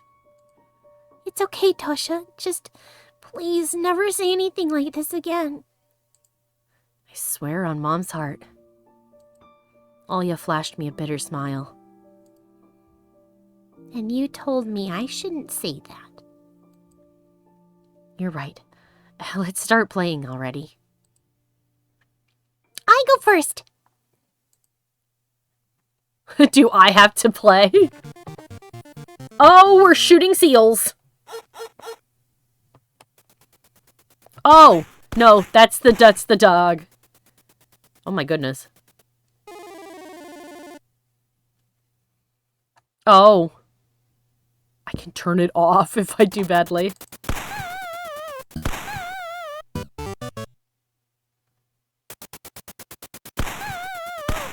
I missed.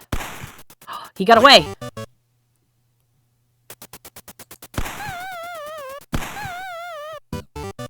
Yay!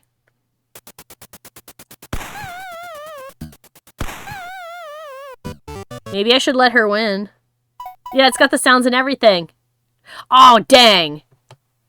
I was going easy on you here. Maybe I should let her win. I'm gonna let her win.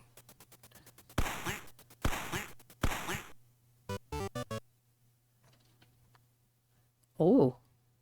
Okay. I'm gonna miss.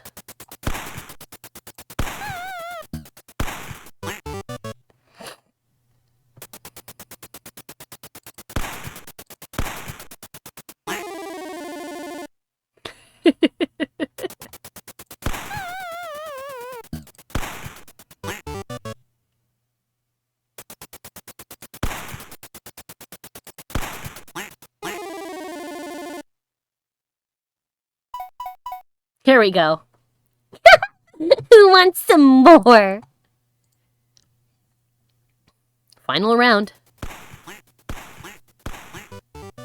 So she gets 4, as long as I get less than 4. I like that I can turn it off if I don't want to. I've missed them all! Oh no. Oh my god, they actually are incredibly fast, and they're purposefully turning away from my gun.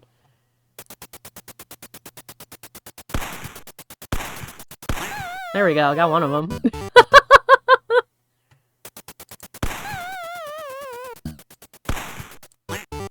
Oh no, I missed. Whatever will I do? Bang bang, and they're dead! You've lost, Tosha. Anton! Anton! Oh. I know, it is like it was like time traveling. I traveled back in time. Yes! Like Nintendo at the grandparents' house. In my case, it's the Nintendo at the summer program. The town-run summer program that I went to. My mom only managed to get through to me on her 3rd attempt. Anton, there's a call for you. It's a girl. I sobered up in an instant and rushed to the hallway. Watch your step. I grabbed the phone, pressed it into my chest, looking at my mom. She shrugged and went into the room, gathering the toys thrown about by Olya as she went. Hello? Your mom has such a young voice. Well, yeah, I mean, she is young. Are you busy right now? No, of course not. If only she knew how costly this conversation could be for me, what risks I took on just answering this call. There was a pen and a shabby notepad lying on the nightstand. I picked them up and started moving the tip of the pen across the paper, producing chaotic doodles that always ended up turning into hearts. I've been thinking, I need to tell you something. I froze. It can't be. Does she like me? You've been looking so lost lately.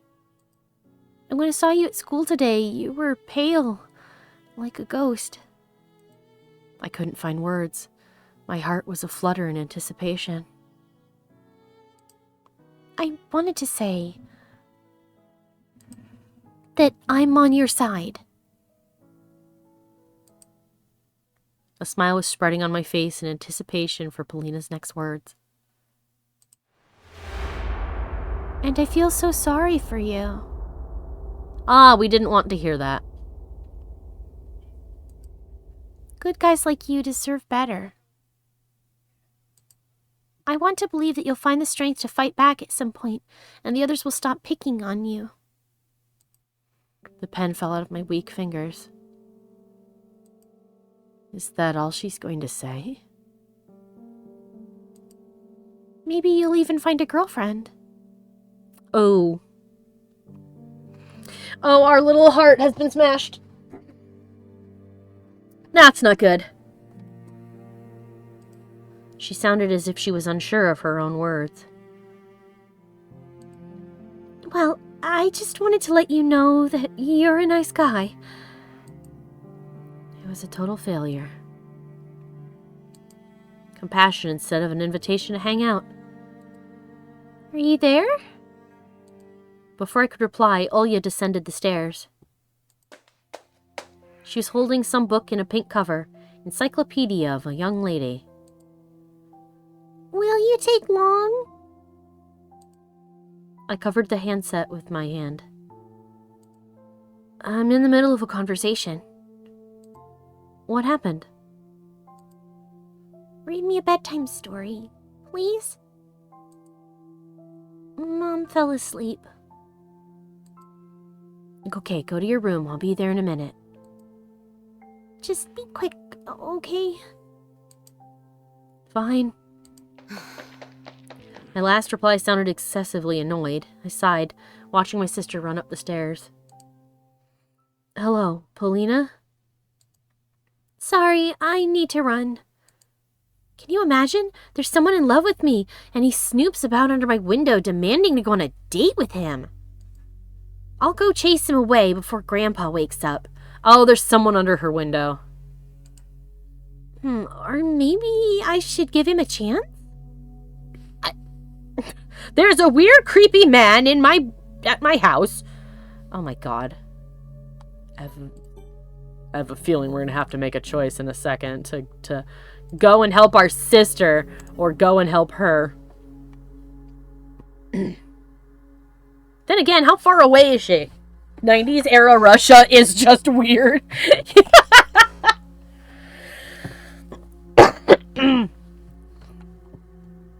Isn't 90s era Russia essentially like Russia recovering from a failed state?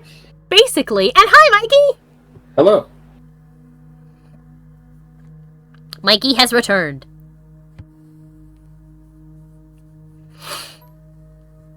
I bit my lower lip in jealousy. I'll tell you tomorrow if you want. We're friends after all. Well, actually, no, we wouldn't go and help her because we don't even know where she lives. Oh, well. Friends. At least she didn't say we were besties. Oh, boy. Yeah, sure. Doc says they were trying democracy. It was new and exciting and depressing. Good. The buzzer hammered at my brain. Dirty slut! An angry voice spoke through the teeth in my brain. Like a restless zombie devoid of a consciousness, I dragged my feet up the staircase. I wish I could tell Dad, ask for his manly advice. But he doesn't show up home until late at night because of his new job. My parents don't have time for me, to put it lightly. Well, where's your book? I stuttered. The kids' room was empty. Oh no. Olya? She probably snuck into my room. I started walking down the corridor. The room was infested with shadows. The blinds were wavering like there was someone hiding behind them. Oh no, don't tell me our sister went missing. I smiled, sneaked towards the window, and threw open the curtain. Gotcha! Uh-oh. There's nobody behind the cloth. The window's a TV screen showing wintry scenery. The lamppost, the field, a couple of walking figures in the middle of it. Oh, shit!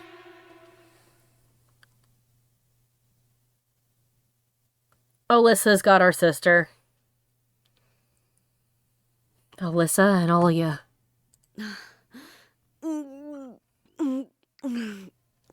I gasped and pressed my fist to my mouth, sinking my teeth into it. Alyssa was leading Olya into the thicket. Open your window and tell her to stop!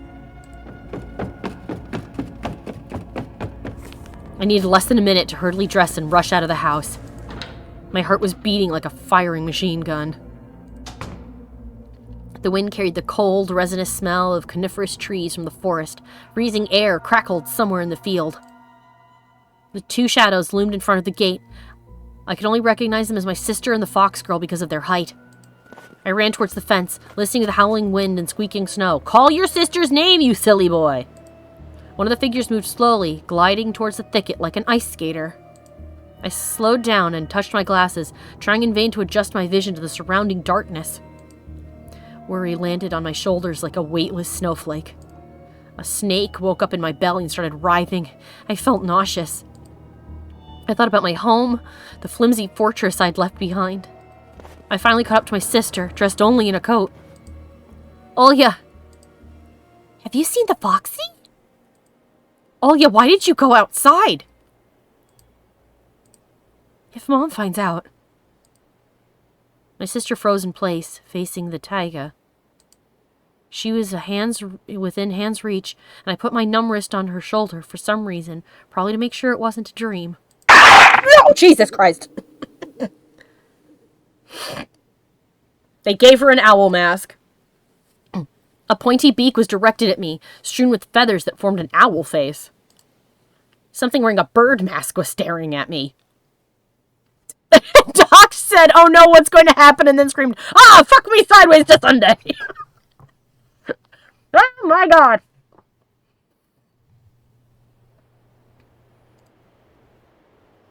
Hootie? Hoot hoot, she won't. The voice sounded exactly like Olya's, but there was someone else hiding behind the feathers and the carton. I sprinted away as if I got whipped. The masked creature only pretended to be Olya, just to lure me out. I was running like crazy, drowning in snow. The house in front of me was rapidly growing. The yellow light in its windows granted me hope. Well, then where's your sister? My mom and sister are there. My salvation. I couldn't hear anything from behind me, as if no one was chasing me. Maybe it's because owls can fly? I was already climbing the porch when I noticed another figure. Hey, wolf boy!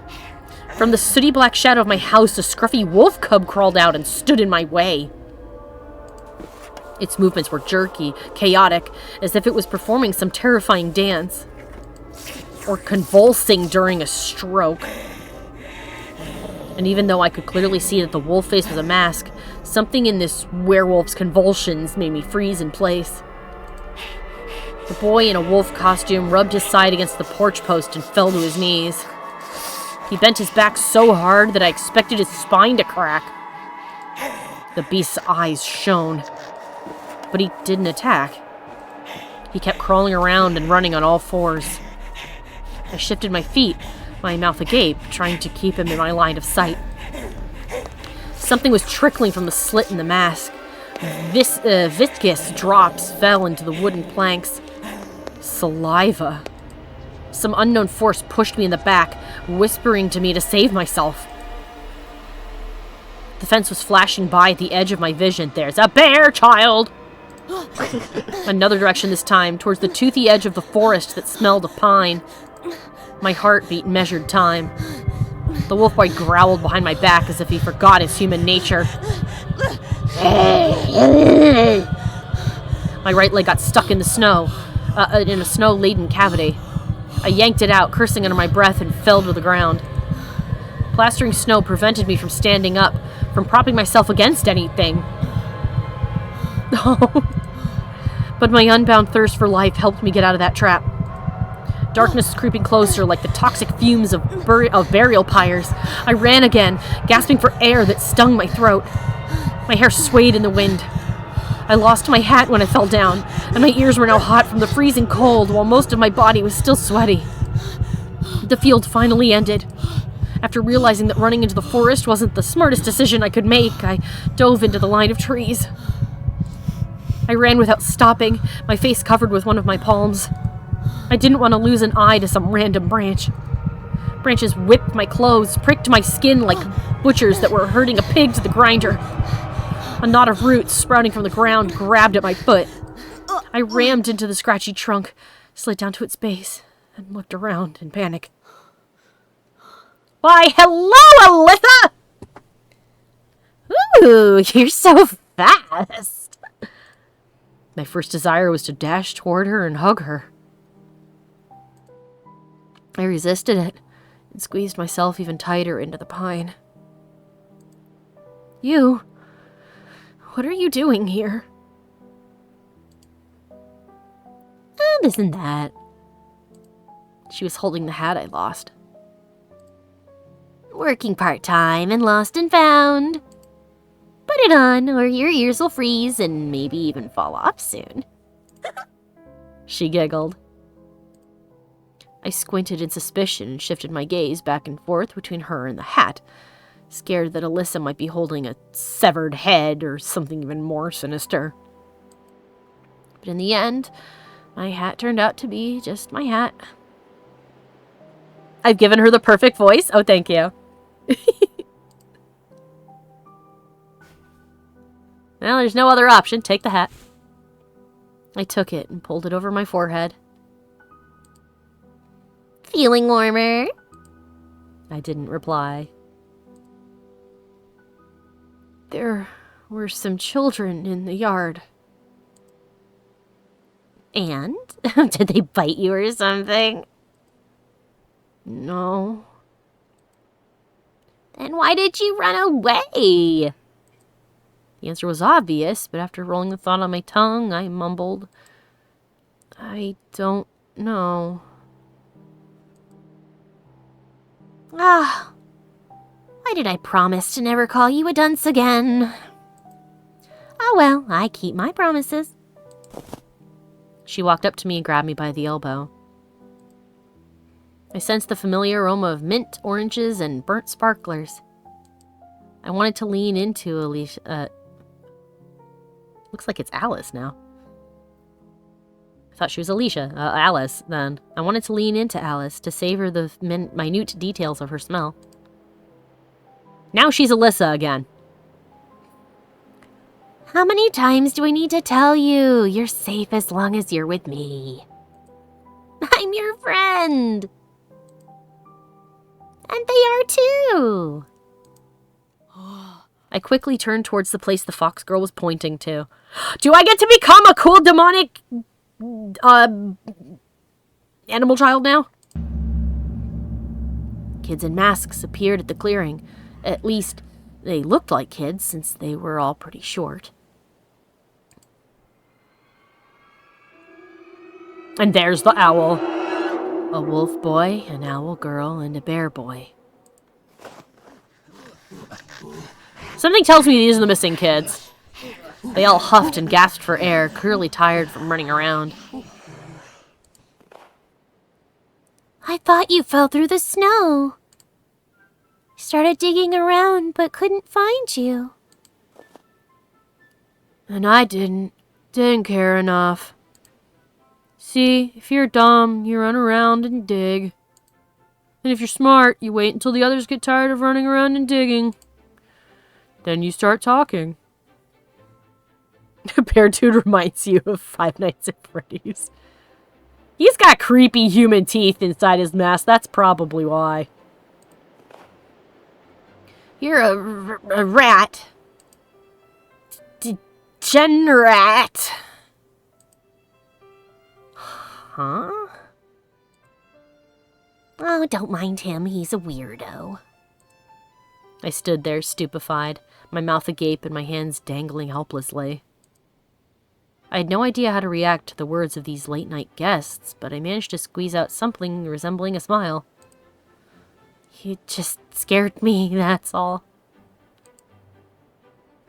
They started looking at each other, and somebody even snorted as if I said something funny.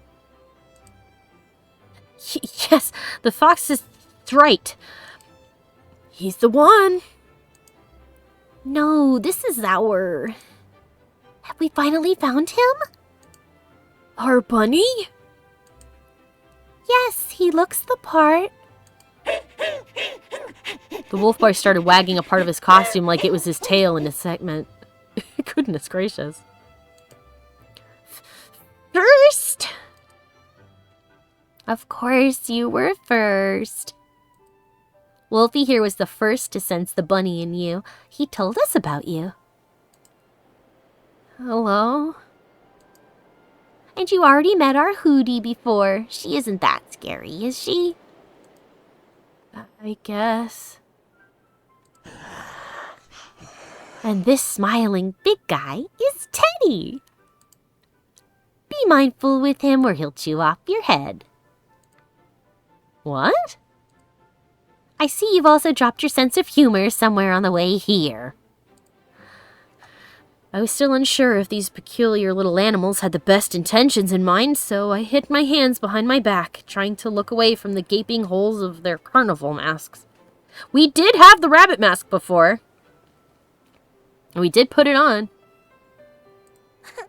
Alyssa put her hands to her sides in a theatrical manner and somehow managed to wink with her fox face. The next time we come, we'll ring bells for you. That way you'll be less scared of our visit. Do we even have any bells? I won't be ringing. My paw hurts. My smile was no longer fake. Ah, you showed us your teeth. That's a good sign. Oh, sorry, wrong voice. Ah, you showed us your teeth. That's a good sign. I didn't expect you to find us fun. I thought it was an emotion reserved strictly to Disneyland. How do you know that? I read about it somewhere. You read about me? Aren't you funny? No, about Disneyland, darling. You can read human? Yeah, that's just straight up an owl with a mask on. Do you think I've been going to school every day for nothing? And then she sang in a coquettish voice.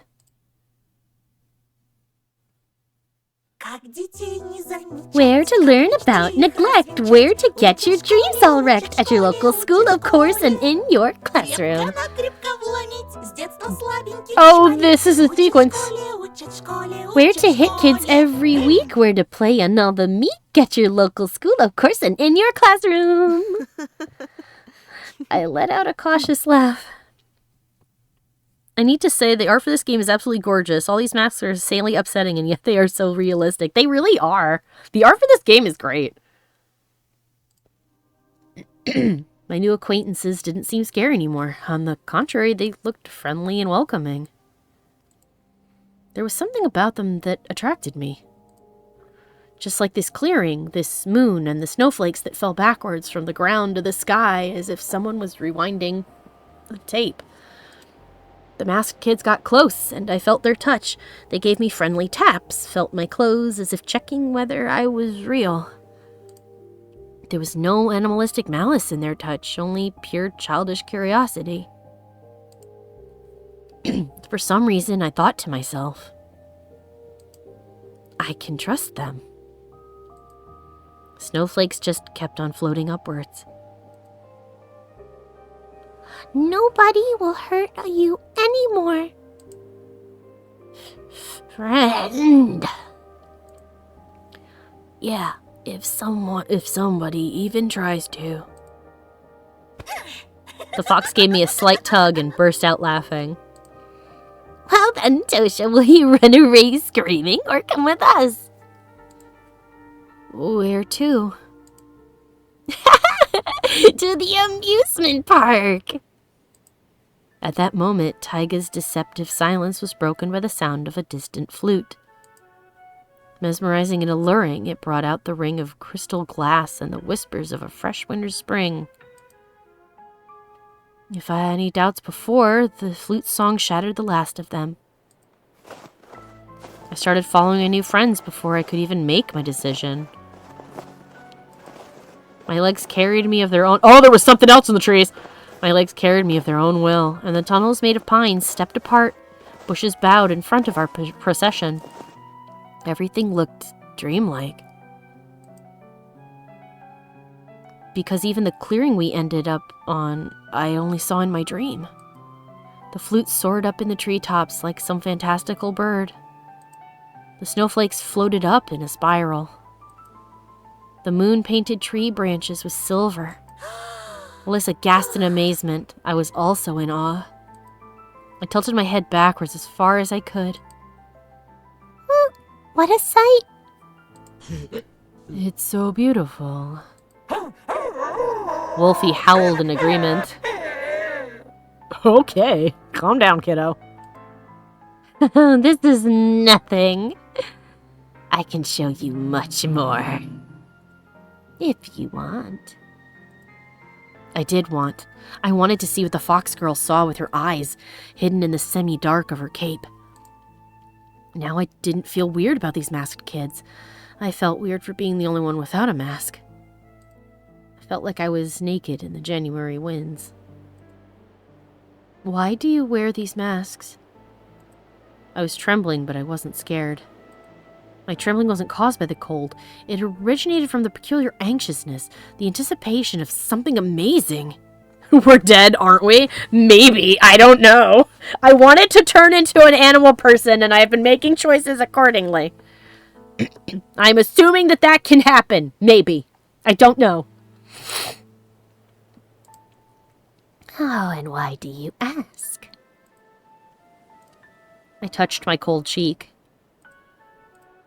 I'm not wearing one. Oh, I love human tails. Human nails? Human fails. Oh, I've already told you. All the villagers wear masks. It's just you won't find anything human underneath them. Even me? You're so clumsy, Anton. We've already found your glasses once already. And your hat. And your real face.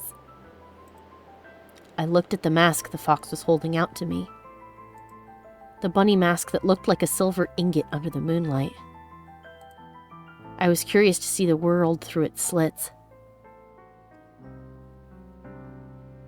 Oh, I'm realizing now the coat that the fox girl is wearing reminds me of Ekaterina. Yeah, I thought that she might be her, but the hair underneath her mask is not the right color. Apparently the hair underneath her mask is red.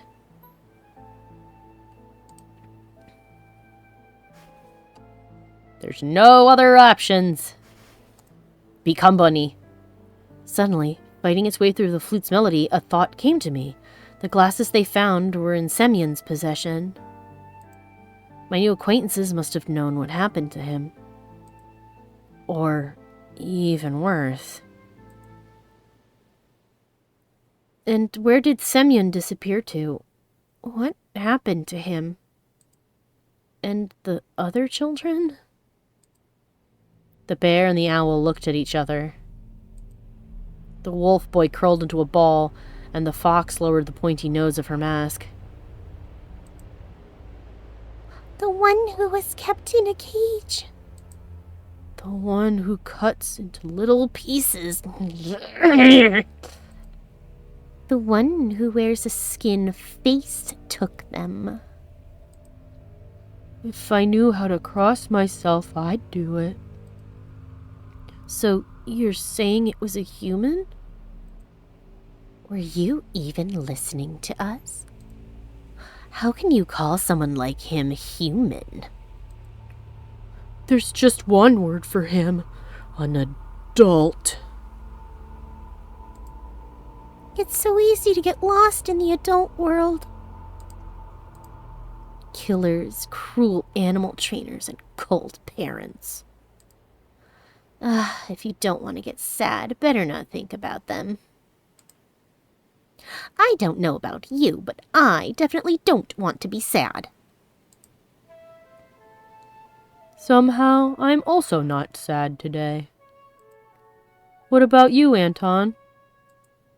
I was lost in thought, staring at the pines, trying to pinpoint the location of the flute. I was sure that the person who played it was standing right behind the piney stockade. Someone tall going over the holes of the flute with their long fingers. Well, now, are we gonna sit and be sad or have some fun? Yeah, where did Olya go?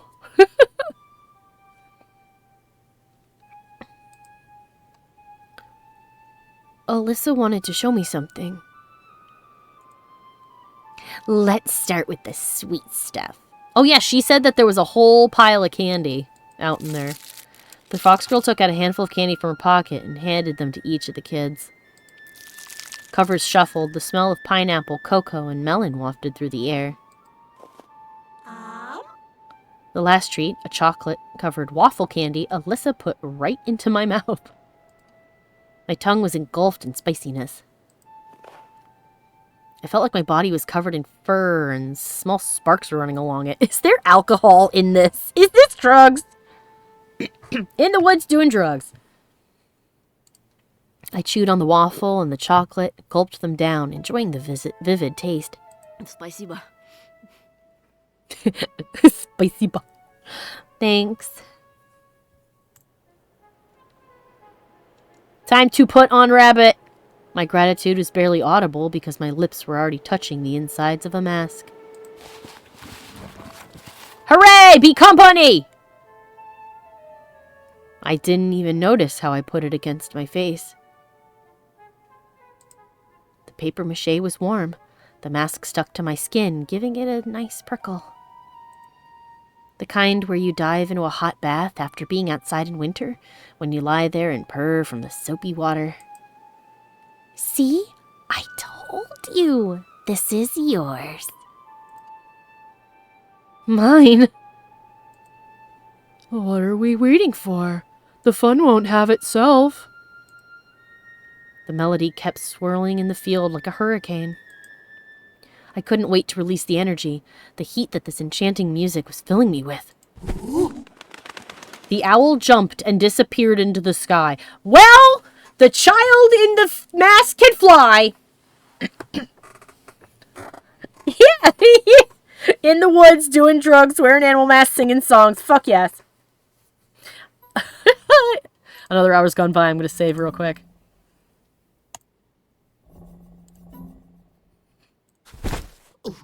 I heard her laughter from somewhere above, and then she landed back, huffing and sighing. You can do it too. Give it a try. I followed suit. Oh, everything has color now! My feet tore off from the ground. I flew towards the stars like a rocket and screamed from happiness after seeing my friends down below. Oh, we have completely lost it. The wind helped me fly. It felt like I was jumping on a huge trampoline. The world turned into color. The stars looked like vivid sparkles that I could reach and lick up. The moon got closer, and then I plunged. I got scared that I'd break my legs for a moment, but my soles landed softly on the ground, and I regained my balance. You're safe with us. And all your dreams will come true. Oh yeah. Froom goes, yeah, we did drugs. Doc says, I don't think I like everything being in color now. Right? I'm so happy that I finally found you. Bunny.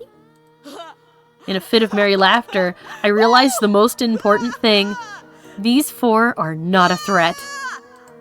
My real enemies, and I felt that with every single hair on my mask, were those who knew nothing about magic.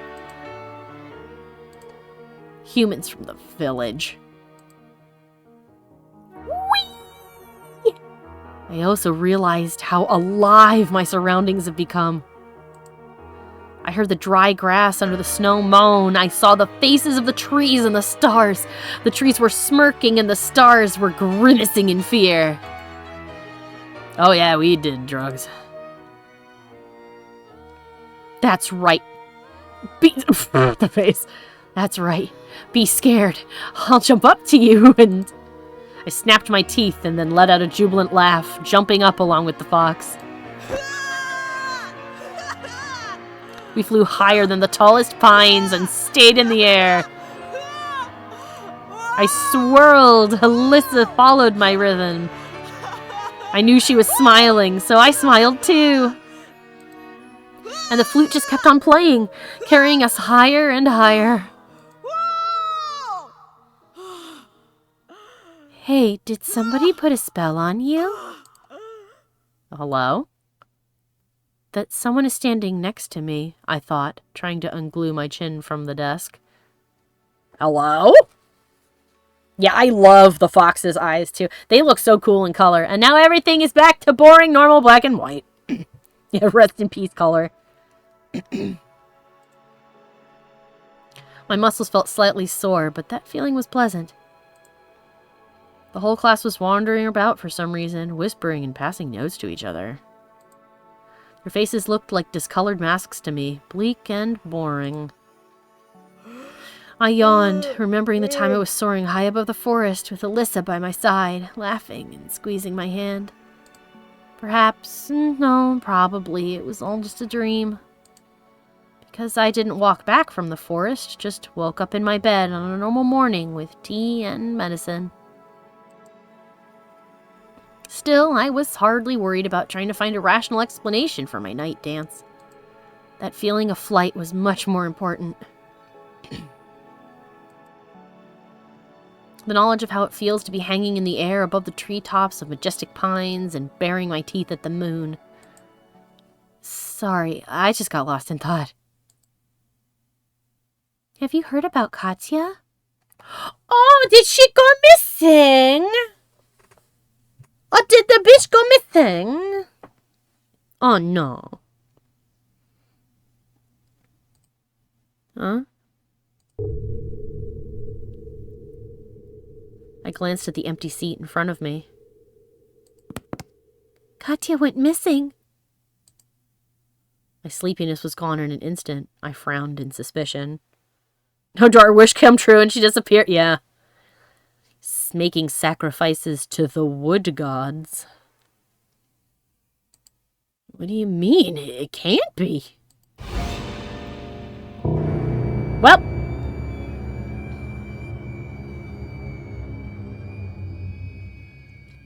Katya Smirnova, 12 years old, grade 6, class B, was last seen during the day on January 23rd in the schoolyard. Identifying features: 155 centimeters tall, green eyes, light brown hair, lean build. She was dressed in a fur-hooded coat, a knitted hat with a pom-pom, a white scarf, and gloves. Special identifying features: wears a strawberry-themed scrunchie. If anyone has found information on Katya's whereabouts, call the following numbers. Episode 4, Stomp Your Hooves in Wait. So this is the most recent one, I think. I don't think Chapter 5's out. I haven't seen anybody talking about Chapter 5. So this is the last one that's currently open. Yeah, Doc said they forgot to mention that she was a bitch. We did indeed do a whole chapter. We've got an hour left, so let's see how much we can do in Chapter 4. Maybe we'll finish it tonight. Maybe Halo will be next week. I couldn't believe it at first, but Lilia Pavlovna didn't come to work today. The test is off. I remembered Katya. She was both beautiful and mean. This story is so good. I know, it really is. I can't wait to figure out how it all resolves. I know that there are 3 possible endings to this chapter. A neutral, a good, and a bad. Katya, the first girl in our class whose body started maturing, to the envy of all other female students. The main source of gossip, a snake, and a bitch. I continued scribbling in my notebook, drawing rows of pines and 2 small figures flying between the treetops and full moon. Shivers ran up my shoulders, sneaking playfully under the hem of my shirt. Even though soaring through the sky felt so simple, there was still something evil weighing me down. Was it the stolen signet ring, or the heavy look those missing kids from the notice boards were giving me? The culprit was definitely still in the village. They were hiding something horrible under a mask of piousness. So if the animal kids are to be believed, and it's not them, then it's an adult from somewhere in the village. And if there really is something or someone playing the flute, it could be that forest lord that the old lady on the tape was talking about, who looks like that gigantic wolf deer creature. So he might be protecting these kids. But then again, the two people who have been taken out are directly related to us in that they were our bullies. But the other children who've gone missing, there are 2 other children. No, 3 other children who had gone missing, I think. There's this child, the boy, and I think another kid. Maybe it was just those 2. Either way, the other 2 have nothing to do with us. They disappeared before we even got here, so. What are you drawing? Embarrassed, I covered the notebook as if there was something shameful about the figures above the forest. Oh, nothing really. Just fooling around. Flute wolf deer reminds me of the Greek god Pan, who was able to play his panpipes and cause literal panic to anybody who heard it. Yeah, it could be. It could be a Pan-like figure. Pan's been used in horror stories before, like in The Great God Pan, which is a great horror story. But in that one, Pan is seen less as like a fawn-like god, and more like the source of like nature itself. He's the physical embodiment of it. And in so doing is kind of like a horror figure, because try as we might to dominate it, humans cannot ever fully control nature. Even if we were to, burn every plant and kill every animal, the planet itself would destroy us.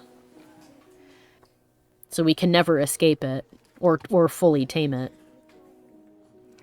And it creates a lot of fun cosmic horror in the story. I recommend it. Polina put her elbows on the desk. I'd already forgotten how light and graceful she was, just like a violin. The anger and rage that boiled inside me yesterday during our phone call subsided and hid in a hole. I just couldn't stay mad at Polina. I wish she could also jump around with us after stripping away her mask of fake mundanity. I smiled, imagining Polina's skirt flapping in the wind, the stars sparkling all around us, her asking in bewilderment whether it was all a dream, and myself telling her that it doesn't matter. Polina's expression grew dark again. It's also tragic that I find it difficult to empathize with her. I tried so hard, but then I remembered all her nasty deeds, and... Polina shook her head. I'm a monster, aren't I? No, I thought. You're one of the most beautiful girls I've ever met. But alas, you're only number 2 on that list. Hee hee. I decided not to say that out loud. It's not okay that I felt worse when I lost my questionnaire than when she went missing. My nostrils picked up the smell of candy, tree resin, and fireworks. You lost your questionnaire? Yeah. Somebody out there is reading other people's secrets now. Yes, the forest, I thought, imagining the crooked branches turning notebook pages, touching the childish handwriting with their icy twigs. Maybe Polina's the fox. Since we described the fox before as having a smell that was like, that was a bit like fireworks. Unless I'm misremembering, and that was how we described her. But I thought that she smells like blackberries. I don't know. I thought that that's how we described the fox. Do we know Polina's hair color? Polina has black hair. And the fox is supposed to have had red hair.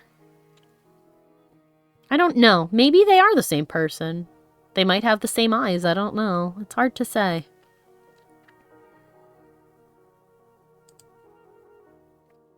I hope the search goes well. I was unsure whether she spoke about Katya or her notebook. I wanted to ask her about it, but then I noticed Polina's intense stare directed at me. What?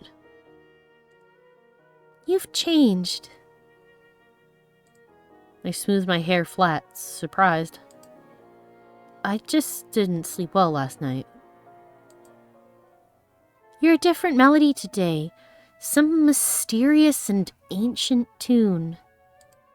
I thought about the flute's melody streaming between the bushy treetops. I hope you haven't told anyone about our chat yesterday. Of course not. She nodded as if acknowledging that she can fully trust me. I was unsure whether I merited such trust. Her hair cascaded down around her shoulders.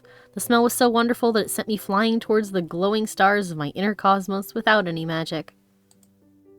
Biasha jumped at me like that Jack-in-the-Box toy and yelled in my ear. Looky here! Hi! You're close and out of focus! Having a lovely-dovey time, hey? Hey, Four Eyes, are you trying to pick up Polina?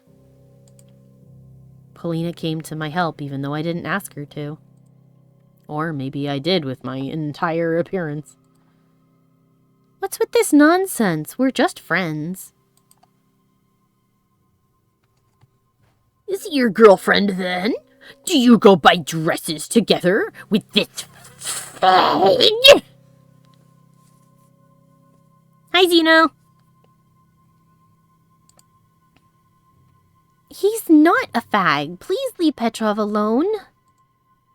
I needed to do something, but I just sat there, clutching the edge of my desk. Yeah, I hate school bullies too, you know. But if it makes you feel any better, they have been disappearing one after another over the course of the story. So that's something, I suppose. Ramka gave me a deriding snort. Girl saved your ugly face. I'll let you live. For now. My enemies left the classroom guffawing. Oh, jeez.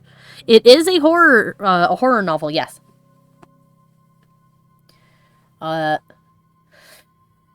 yeah, let's remember that guy had a knife, and he said the next time that he saw us talking to Paulina, he was going to kill us. So, I'm sure we'll have to deal with that soon. Paulina showed me a sad smile. Be strong. I wanted to scream that I couldn't. I couldn't be strong and stand up against these bastards. I couldn't stand up for myself or anyone else. I'm pathetic. I want to disappear into the forest, dig myself into the snow. I want to go home, get under my blanket, far away from humans. Polina left, and the thoughts that were terrorizing me finally made me weep. I stayed late after school again to escape Romka's ire for my rash act of talking to Polina, which meant I had to drag my feet towards home in the twilight. A bored school janitor scraped a shovel against the asphalt, and the upperclassmen blew out smoke that formed clouds similar to dialogue bubbles in comics. I wanted to fill those bubbles with friendly words, but there was nothing friendly about the icy stares those guys gave me. I was leaving the unpleasant world of stale buns and nasty insults. Someone shoved me near the stairs. Didn't their parents teach them to apologize? I crossed the village and slowed my pace near the bridge. I turned my head around, looking for my fox friend, but neither she or my other new friends could be seen anywhere. I was met with the silent forest. It felt like a crouching predator pretending to be asleep. It still watched me with one eye from under half-closed eyelids, and I walked through it, my fingers gripping the backpack straps, looking at my feet through a pair of glasses. Katya! Katya! Once again, black shadows flashed among the naked trees, shouting the name of a girl who was most likely already dead, over and over. The sunset frizzled out over the pine tops like a flame from a gas burner set to a minimum.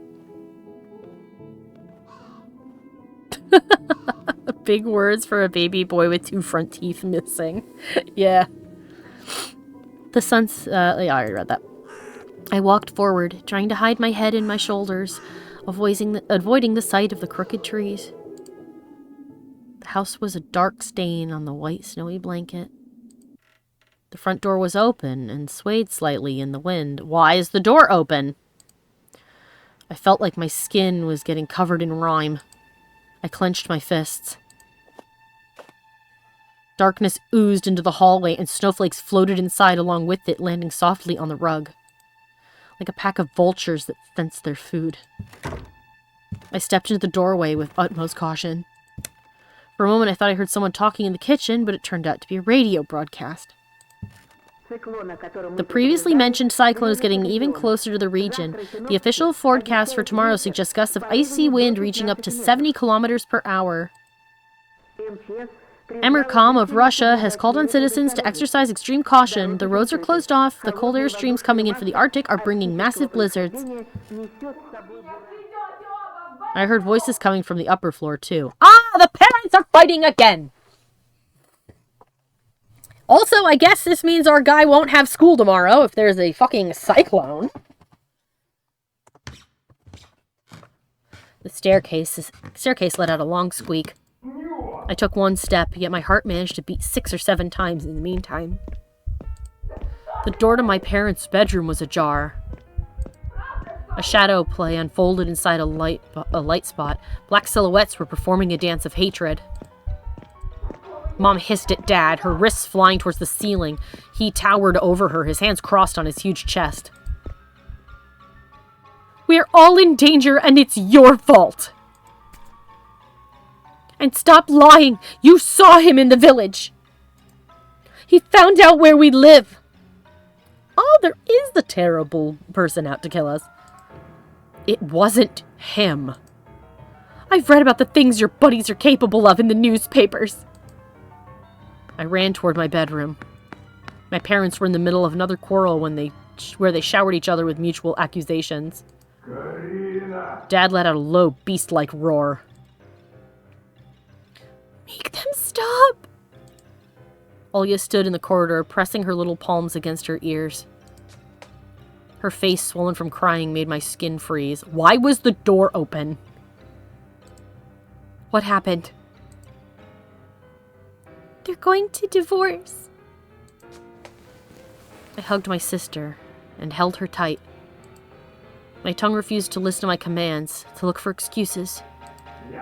It felt like the screams were coming from every direction, right and left, up and down, splitting my head apart. Swear words rained down on us, so we covered our heads with our hands like refugees running from a bombing. I want to escape.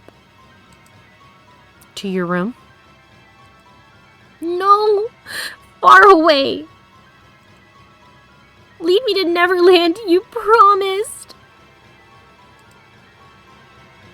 I carefully unglued Olya's hands from her ears and led her away from the room with our parents, which was vibrating with malice. It's your fault! For whom? Your own and only your own! I would never! In moments like these, I despised them more than they despised each other. I know that feeling. And I agree. Divorce is definitely the best thing. This is really, really bad. I bolted down the door to my room and leaned against it. My knees gave way. Look, Olya, I also hate it here. At least you can go to school. I let out a sad laugh. That school is one big nightmare. Everybody hates me. There's only this one girl who isn't making fun of me. She takes pity on me instead, like I'm a beaten dog. You're not a dog. I don't know who I am anymore. But the outside world is clearly no better than our home. Do you know a better place? Let's go there. We'll fly or swim. If only we could do that. I would have sacrificed everything to escape and take you with me. Olya's upper lip trembled. Swear? I put on a bitter smile. On my own life. Something hit the window's ledge on the outside. Oh, perhaps the owl has come. Do you think we should give Olya a mask? Perhaps. We might want to. I feel like if we had stayed away from the animals, the animal kids, that maybe she would have become the bunny instead. So I don't know. That's the way I feel like this is going, because there's like two paths. There's one that's conformed to the school, and the other one that is embraced the wilderness. So, I mean, I don't know. It might have been her instead. Olya shuddered and shifted her gaze toward it. Brace yourselves for an owl jump scare, perhaps. Bam! Another snowball smacked into the window's frame. Were you expecting someone? I didn't reply. Instead, I let go of her wrist, and Olya wept in fear. I crossed the room, wincing from every shout coming from my parents. I could hear plates getting smashed now. They must have moved their argument to the kitchen. Hey! Our friends are here! Hey, Olya, do you want to become a rabbit? I flung the curtains and the window open. Hooty, Teddy, Wolfie, and most importantly, oh, look at them waving. The charming Alyssa stood outside, waving at us. Olya gasped in surprise when she saw the owl girl. See, I told you. Yeah, I know. I always believed you. Who are they? Her fearful voice also had some curiosity mixed in. Only the most boring children sit at home in weather like this. We still have so many games to play. Oot. But let's not play all of them. My paw hurts. We'll play a little, then rest. Friends! Come on, come out to play and dance. My heart started beating faster as soon as I saw Alyssa, and my inner voice practically screamed, She's here! She's finally here! Do they know the way to Neverland? I entertained that possibility looking at the animal kids. Maybe. Let's go find out. We're taking her with us. The silhouettes of my forest friends promised to free us from sadness, anger, and nightly horrors. I made sure that Olya wore warm clothes.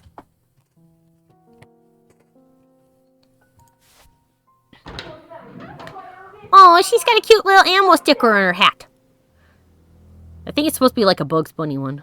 Mom barked at Dad like a wild beast from that show with Nikolai Drozdov. Who is this? Nikolai Drozdov, a Soviet and Russian zoologist, traveler, and popular science advocate, and a TV host featuring in the Inside of the Animal Kingdom program. He is famous for his infectious optimism and overwhelmingly empathetic attitude towards animals. Also, he's like a Russian Steve Irwin. We sneaked past the rumbling kitchen and into the snowfall outside. Alyssa ran up to me and hugged me tight, poking her cold nose into my neck. You took so long. We almost got old waiting for you shut-ins. She pressed her body into me even harder. Turns out waiting is so tiring. Oh, give me a minute to catch my breath. I was preparing to leave for a long time once, and when I was done, I forgot where I was supposed to go. Olya looked at the owl with suspicion. But she giggled when the bird did a backflip and landed perfectly on her feet without staggering. All the other animals, as if on cue, stopped fooling around and stared at Olya in amazement.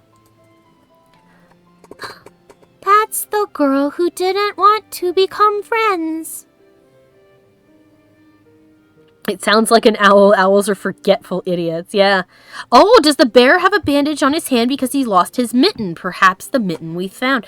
That is true. It might be the mitten we found. And when we first found it, we thought it was covered in blood.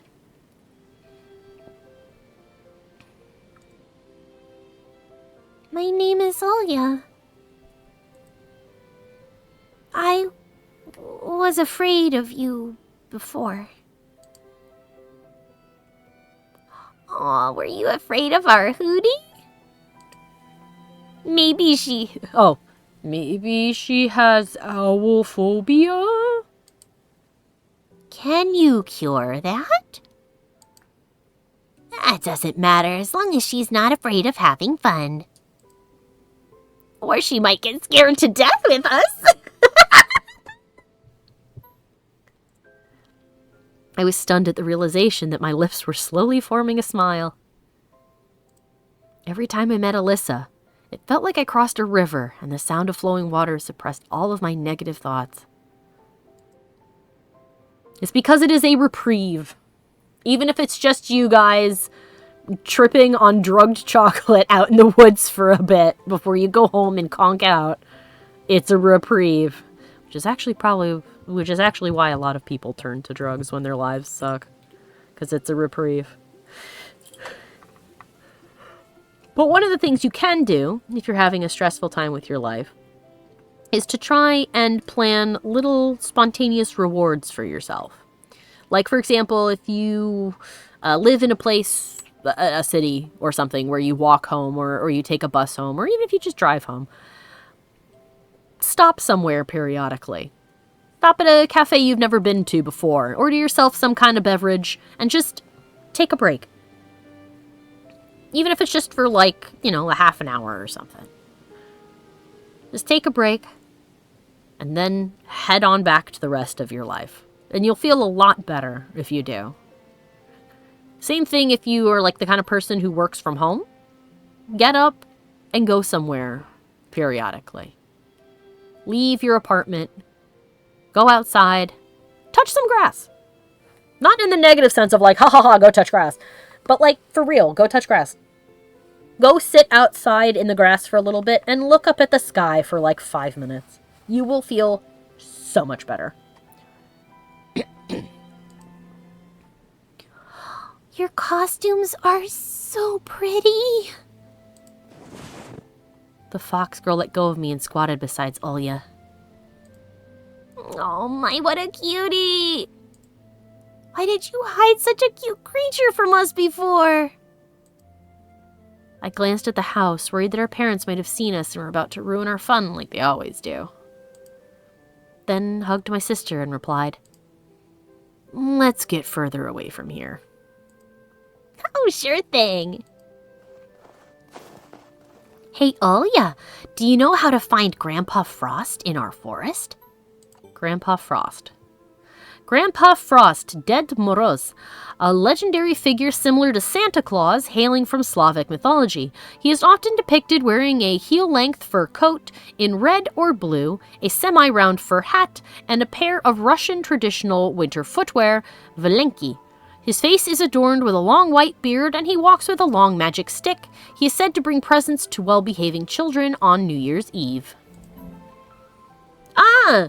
So he's the ones who've shown up in some of those MST movies, the Jack Frost, where he's called Grandfather Frost in that one.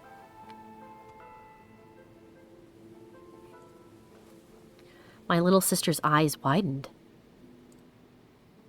How? You need to follow the sweet trail. Alyssa bent down and took a candy out of the snow. Olya raised her hands in amazement. Oh, we can't see her eyes anymore. She gave me an inquiring look, and I nodded. My sister munched on the candy. Wait, do we have Grandpa Frost in our forest? Why didn't you tell me? I'm working out Hootie's voice because it was too close to Olya's. I did this afternoon. But I sleep during the day. Right, I told you while you were sleeping.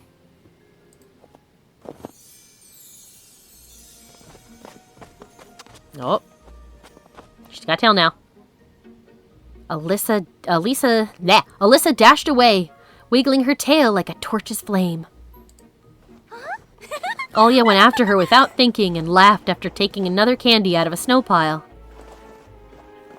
You're so lively, it makes me sick to the stomach. And you stop being so passive. Run with us to Grandpa Frost while there are still presents left. No way. I won't believe the fox's tales unless 10 pounds of sweets drop on my head right now. Oh?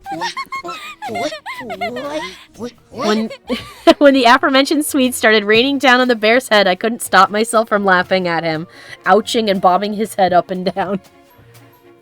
Well, there they are. Tasty treats glistened in the snow. Teddy sneezed and pulled a Little Bear in the North candy out of his ear. I take an hour-long nap and then count all these chocolates. I suspect there are no more than 3 pounds here. Alyssa shouted at us from the other side of the forest. Maybe in another life. Hurry up! Grandpa Frost is already tired of waiting for you in his castle.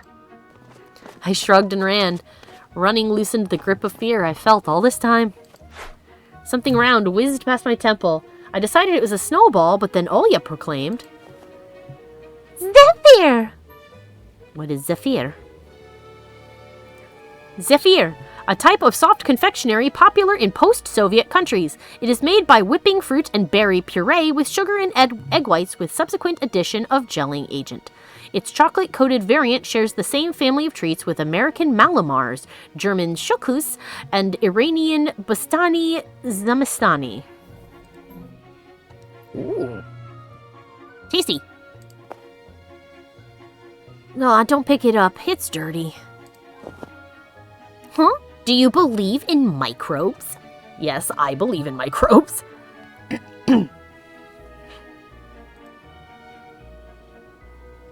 And you don't? I used to. Graceful rolls of colossal pines greeted us with their rustling paws. Snow drifted upward into the endless black sky, just like last time. Snow piles lightened up like melted silver. They're so silly, microbes. I can't see them, so they're not real. Exactly. That has the same energy of, this sign won't stop me because I can't read. So pretty. And I thought the forest was scary. Well, it's starting to do the thing, and we haven't had any chocolate yet. Parents told us scary stories of the forest, owl, and snow. But we weren't one bit worried, playing with her when the moon glows. I did my best to keep track of Olya's movement, but it was a difficult task. My sister would jump inside bushes, picking up more candy, only then to get back to the trail, laughing.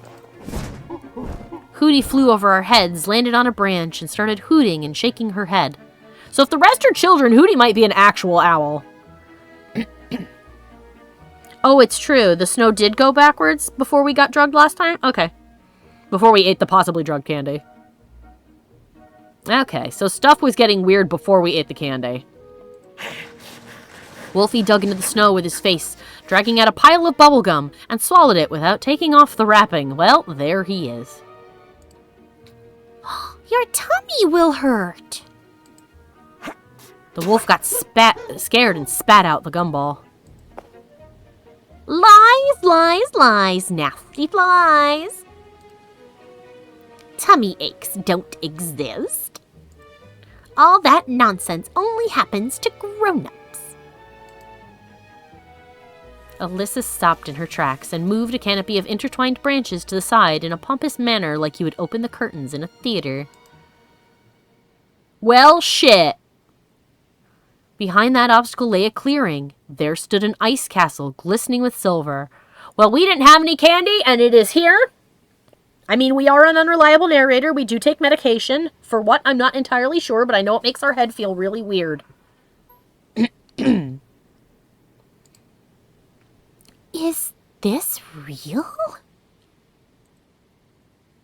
Should I pinch you?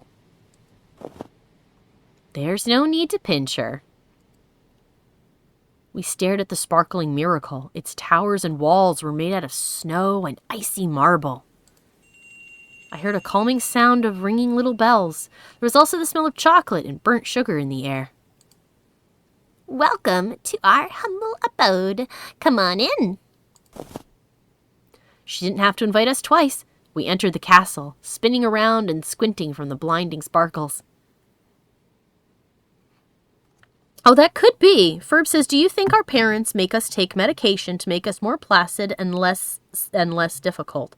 That is true. She did give us our medication in the first chapter when we were being fussy with her. So it's entirely possible that she's giving us tranquilizers to make us be quiet. With all the weird shit that's happened in here and how crappy the home life is, would not surprise me. Well, hot damn! Grandpa Frost sat atop a shining throne. Puffy pom-poms swung atop 2 peaks of his hat. A snow-white beard covered his kind smile. He looked just like I imagined him back in the day when I still believed in Mom's fairy tales. Tall, strong, and hairy, radiating frost and warmth at the same time. And his voice, low and syrupy, enveloped me like the smoke of a festival bonfire. What is happening? Anton and Olga. You probably got tired while getting here, my dear children. Oh no, Grandpa, we got here really fast. My sister spoke with the castle's master like she never spoke with adults, in a lively, carefree manner, as if they were the same age. Of course, I know all about it. I have a lot of friends. They tell me everything. If you're diligent all year, I will bring you gifts, my dear. If you're lazy and upset, please forgive this kind old man. Candy won't encounter lazy bones and downers. I'm not lazy. This too, I know. He gave us a long, evaluating look. His real face was hidden under the Grandpa Frost mask. I was just standing there, unblinking, my gaze glued to the old man. I could accept children living in the forest and fantastical jumps towards the moon, but seeing Grandpa Frost in his frozen castle left me completely speechless. I have something special for you too. It's a gun! A sack appeared in his giant hand. My nostrils got attacked by the aroma of cocoa, halva, and tangerines. What is a halva? Halva, a confectionery that originated from Persia, usually consisting of thick paste made of flour, butter, liquid oil, saffron, rose water, milk, cocoa powder, and sweetened with sugar. Sounds delicious. Oh, thank you, but we've already eaten some candy. Grandpa Frost... Oh, we did eat candy. Grandpa Frost pierced me with his eyes. Oh, you call that candy? Oh, that was nothing. My candy is special, straight from Neverland. From Neverland? I'd give them to you right away. You clearly deserve them. But rules are rules. You need to solve 3 of Grandpa's riddles. You want to try? He is wearing a mask, yes. Alright, let's save before I have to answer riddles. In case I suck at them. I tried splitting my parched lips apart, but Olya was the first to reply. Yes! Here comes the first one. It's a home for cars and all sorts of tires. I looked around at the masked children. They stood without moving in the corners, but their shadows danced on the walls. I heard a low hum, and in my confusion, I thought it was the sound of their rumbling stomachs. A garage! Correct.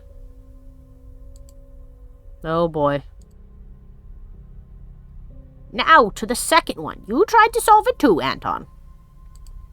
All day long to the shadows they belong. They rattle their plates and hiss at their mates. My eyebrows shot up in confusion. Moms? Olya raised her hand. Can I? It's a kitty! Correct. This is the last one. Solve it and the gifts are yours. I think he's wearing a plastic mask, not a flesh mask. Oh, but what a stroke of bad luck, my dear children. I completely forgot what that riddle was about. Maybe our little animal friends can help us. Children in costumes surrounded us, laughing and stomping, only to start spinning in a crazed roundelay that somewhat reminded me of the dance under my window on that fateful night. Grandpa Frost sits on his throne. At the kids, he's smiling back. Please don't make them wait too long. Come and open your old sack. Grandpa Frost burst out laughing, satisfied. Okay, you've proven yourself to this old man. Here you go. He scattered a mountain of sweets from his scarlet sack, some of which I'd never even seen in commercials before. Ah! A Milky Way, or a Wilkie May. And a sp. You're not you when you're hangry. Have a sp. And a tangerine. And foot. International candy. Oh, if they're from Japan, they're gonna be good. Bubblegum of all shapes and colors with tasty aromas and inserts sticking out. Lollipops the size of a fist. Bananas! Kinder Surprise! Tavixie. And Spicker. Do you want a Spickers? And a buh. I know. Ferb is shouting, Kinders! They don't make them like they used to. Yeah, they were too scared that that kids would swallow them. Oh, Bounty! Because there's another one. Bounty. Yeah, it is a Twix, basically. I love Twixes. Tavixie. They have Hershey's chocolate taste. Yes. They don't have my favorite, the Three Musketeers, though. Ah, well, that's okay. I'll eat everything else. The Wilkie Mays are okay. They're unacceptable. Lollipops the size of a fist. Tangerines the size of Olya's head. And also Snickers, Mars, and Bounty Bars, and Kinder Surprise eggs that we had not eaten for so long already. Wow, thank you! I wiped the tears of joy with my sleeve when my inner voice persuaded me to get rid of all doubts. This is exactly what I wanted for my sister and myself. The true Neverland, without bullying and taboos. If we were finally going to be happy. And then we ate the candy and died! Yeah, sadly there are no Kit Kats. Every Kit Kat is made of Kit Kats that were not good enough to be Kit Kats, but got to be Kit Kats anyway. Grandpa Frost straightened up as he left his throne and threw his hands in the air over the treats. The animals that stood to his sides raised their paws. Their eyes sparkled brighter than precious gems. The wolf's maw was wet with saliva. Feast, my children! Animal kids rushed to devour candy, one by one, pushing each other and growling. Their faces were smeared with something dark. Olya grabbed the closest candy and tore off the wrapper. I can accept it. The color is back! I fished out the most tasty-looking candy from the pile of sweets on the floor.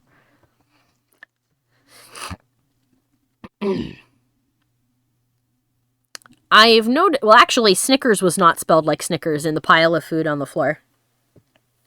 It was spelt like Spinklies or something, but it was not Snickers.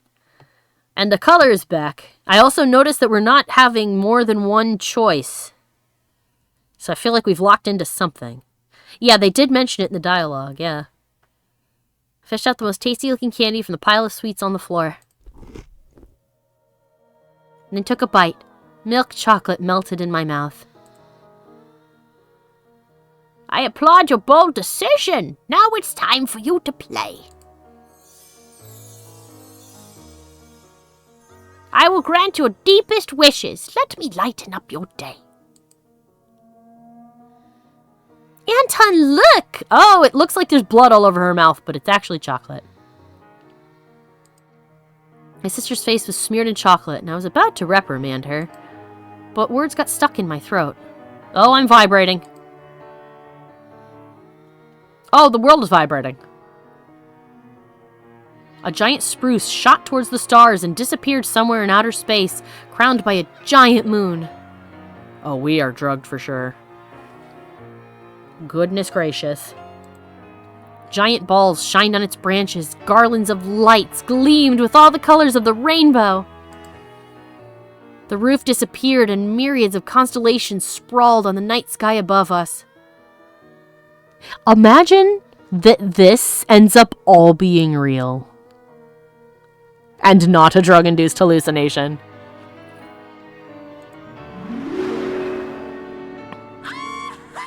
Music, laughter, the smell of evergreen and sweets.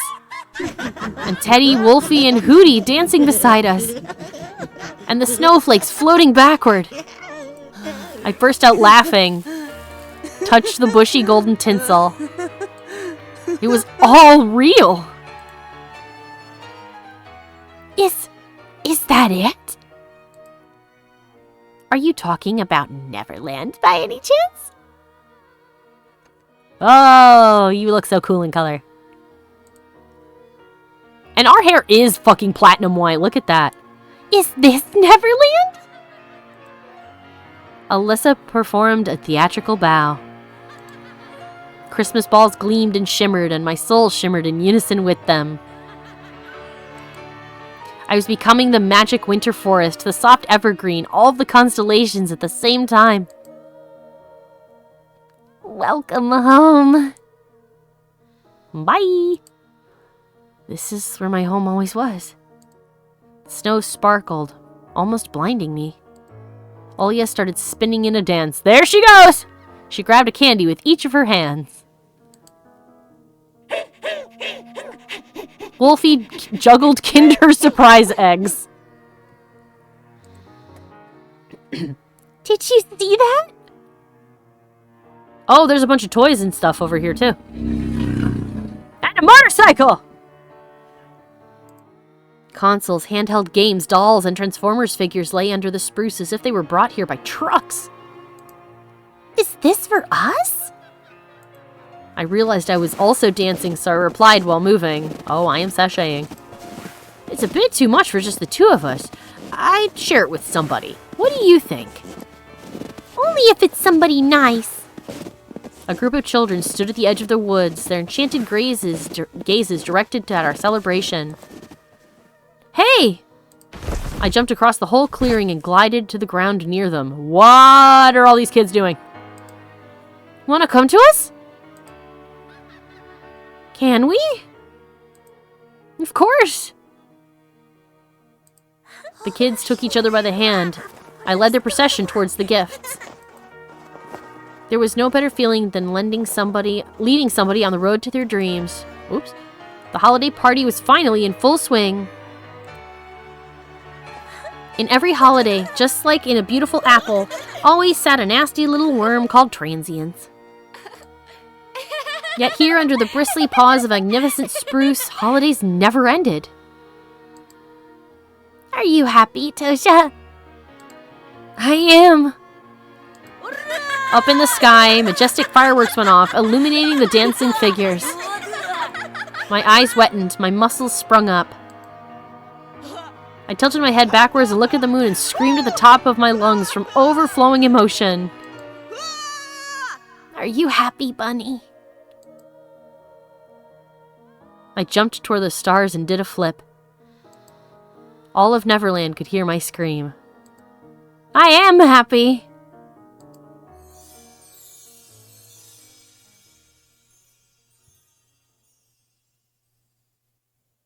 For the first time in the long days I'd spent in the new house, I woke up with a smile on my face.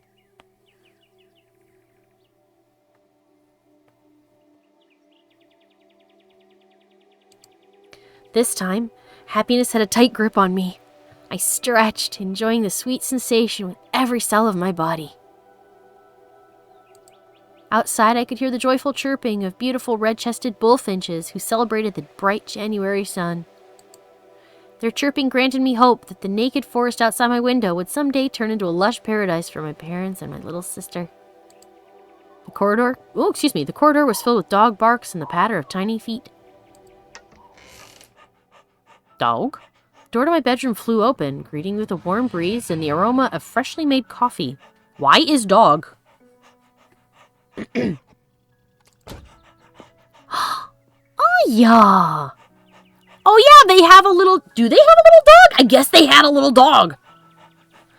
Olia stood inside the doorway, shining with happiness, holding the cute little Zhilka, who wiggled both her body and her tail. I guess they've had a dog this whole time, and I forgot. Oh, she's new. Look, Tosha, look! Papa said she can stay! Tears of joy formed in my little sister's eyes. I have my own dog now!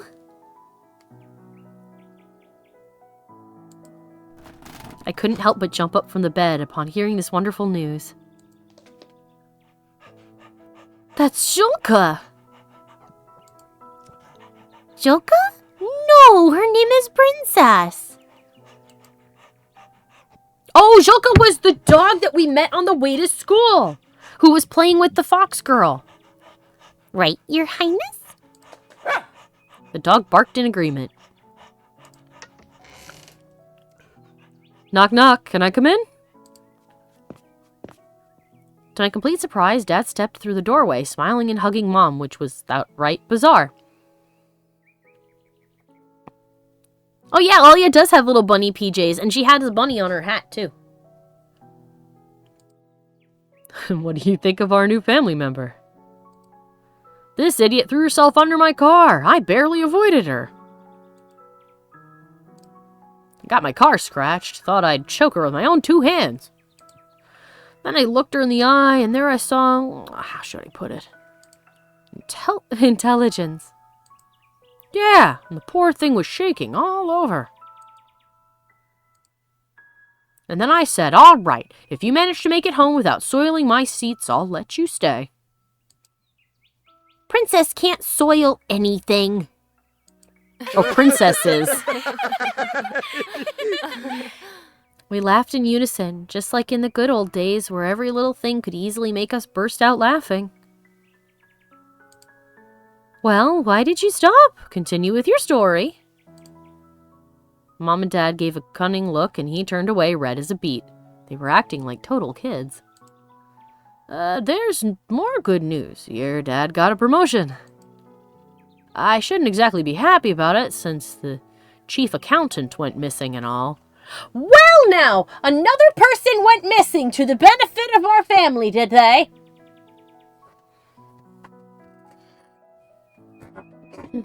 Well, I guess that solved all of the giffity griefness, solved all of the arguing. But, for us, it's a silver lining. Does that mean you'll be away from home more? That means double the bonuses. That's right, Karina. Which means you should all prepare for a family trip next week. My heart started beating faster after those words. Where? Olya loosened her grip on the stray.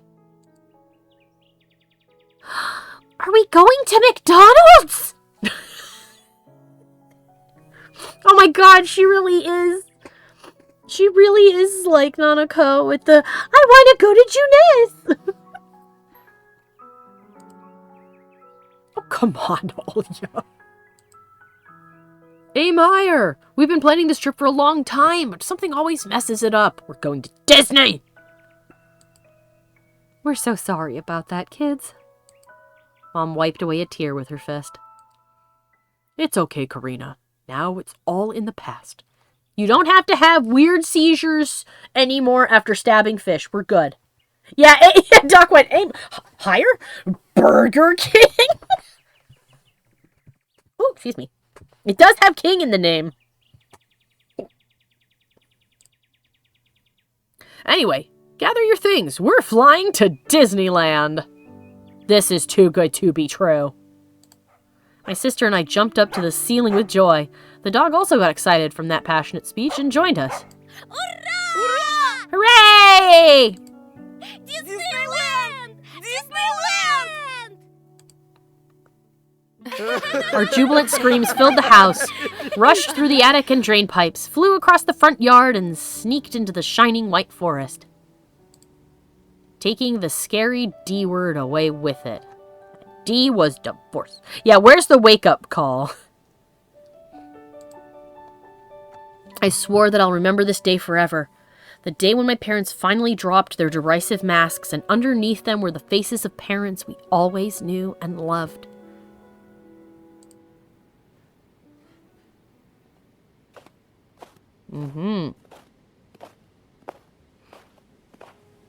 Ah. Interesting. So it looks like we're going to school. So when are we going to Disneyland? Lilia Pavlovna, which is our teacher if I recall, still hadn't returned to school after Katya went missing, so today I was able to get a good night's sleep and went to school when it was already bright outside. Oh, so you got to skip first period then. Yes, you are correct, Ferb. We left off in a sort of dream state, a kind of crazed, possibly drug-fueled fugue state where everything was completely fine and we are going to Disneyland. And then it just stopped, and here we are. The trail led to a snow-white plain with blackened houses in the background. They pumped out gray smoke that carried the smell of birch and pine logs. The freezing cold of the night had finally let up. It fell into slumber under the early sunlight. Ice sparkles appeared on the white white caps. On the white caps atop the houses. I stopped, confident that nobody could spoil my good mood today. Was that just a glitch, or did something flash pink over there? That would be weird. Not even my personal tormentor, Pyatifavnov, or his nasty crony Biasha. Not even the shining knife that threatened to cut me up like a dead fish. Not even the mix of disdain and pity in Polina's rare glances. All of that was left in the past, forgotten like a bad dream. All of that was gone forever. A cow let out a long moo somewhere in the distance. I fell out of my fleeting daydream and walked forward, crunching with the snow blanket under my soles. Fluffy clouds floated above my head. I recognized the friendly shapes of animal kids in them. Oh, I hear the fox. Suddenly, a snowball landed on the back of my head. Girlish laughter that reminded me of a small ringing bell in the spring breeze tickled my ears. I turned around, expecting to see her. My lovely guide to the dream world, my dear Alyssa. Oh. Oh, the cat is throwing up. Kitty, no. Kitty, no. Oh, not onto the power cords. Good lord. You can't puke onto that.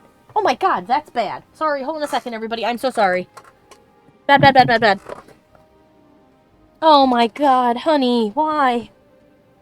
Oh, I don't need anything to be electrocuted, come on.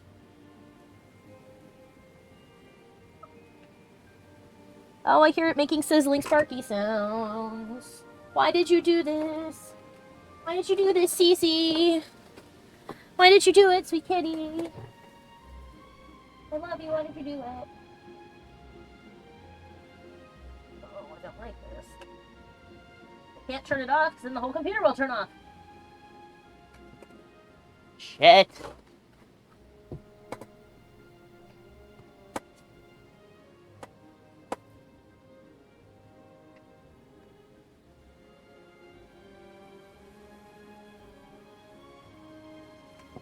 Hey, sis. What the fuck? You didn't even, like, give me any kind of warning. You just jumped down and puked all over the extension cord. What the fuck? Why? Why you do this? Good lord. Scare the bejesus out of me.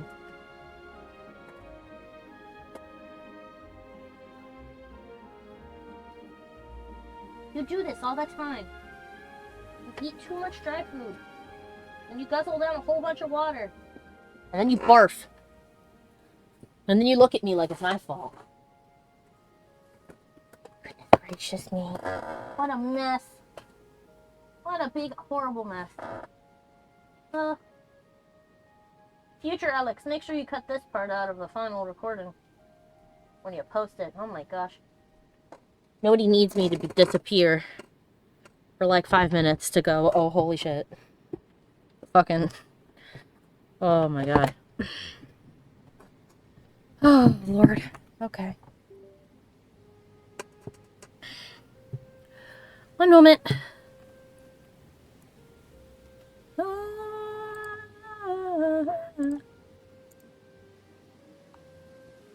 Okay. I'm back. Kitty. Crazy. Oh, she threw up all over the oh god, it's not the extension cord. An extension cord's just the power strip. She threw up on the power strip. Oh my god. You're crazy. You're gonna cause some horrible electrical short, you dingus. Anyway, good lord, I'm back. Be funny if Polina were the fox girl. Yet, instead of a fox girl, Polina stood on the trodden path behind me with her faithful violin case in hand. Got your head in the clouds again, hey, Petrov? She lunged at me with contagious laughter, locking her arms around my neck. I just stood there in awe, drowning in the sweet aroma of her perfume. Oh yeah, you guys are a little bit back. Yes, there were sparking sounds. I know. Ugh.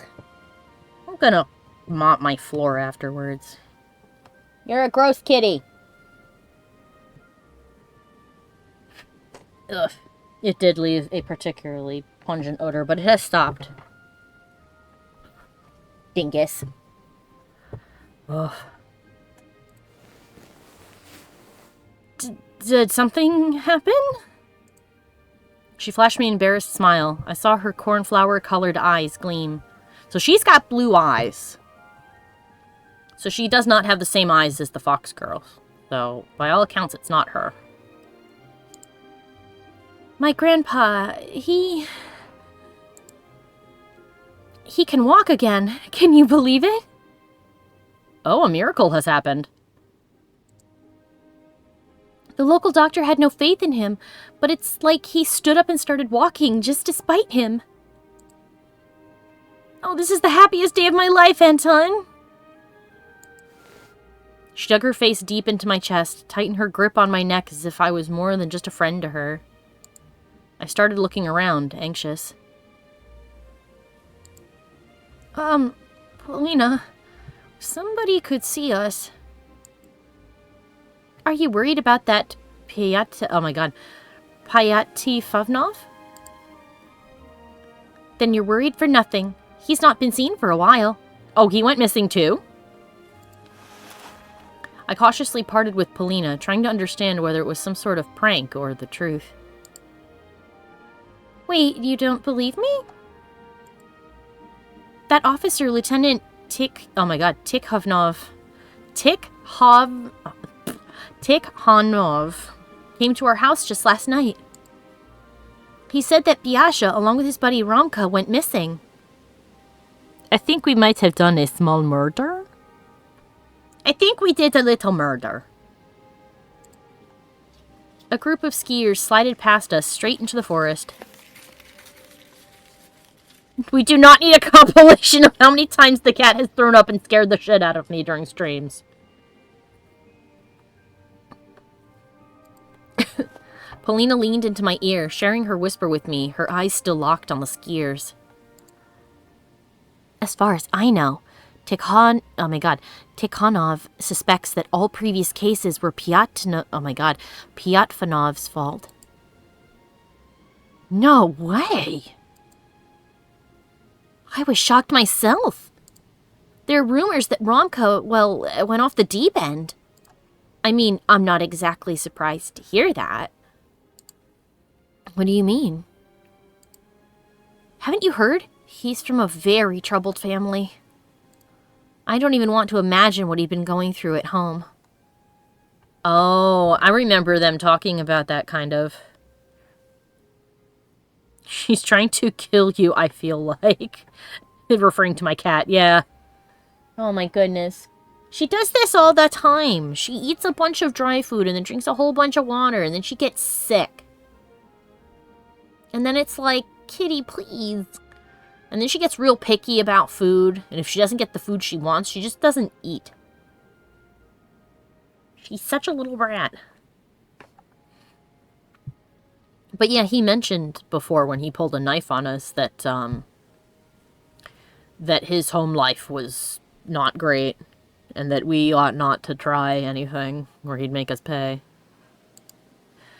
Romka always seemed excessively aggressive to me, always angry at everyone without a good reason. Now the darkness that he harbored within overflowed into the outside world and led multiple small innocent souls to their demise, as well as his own. It was hard to believe, but the first time I laid my eyes on Romka, I thought that things would end this way. Let's move, or we're gonna be late. Polina grabbed my hand and started running along the village road, accompanied by joyful laughter. With every step, every laugh, and every joke, the warmth I thought I'd forgotten enveloped my heart more and more. The all-consuming feeling of falling in love came back to me, this time for good, it seemed.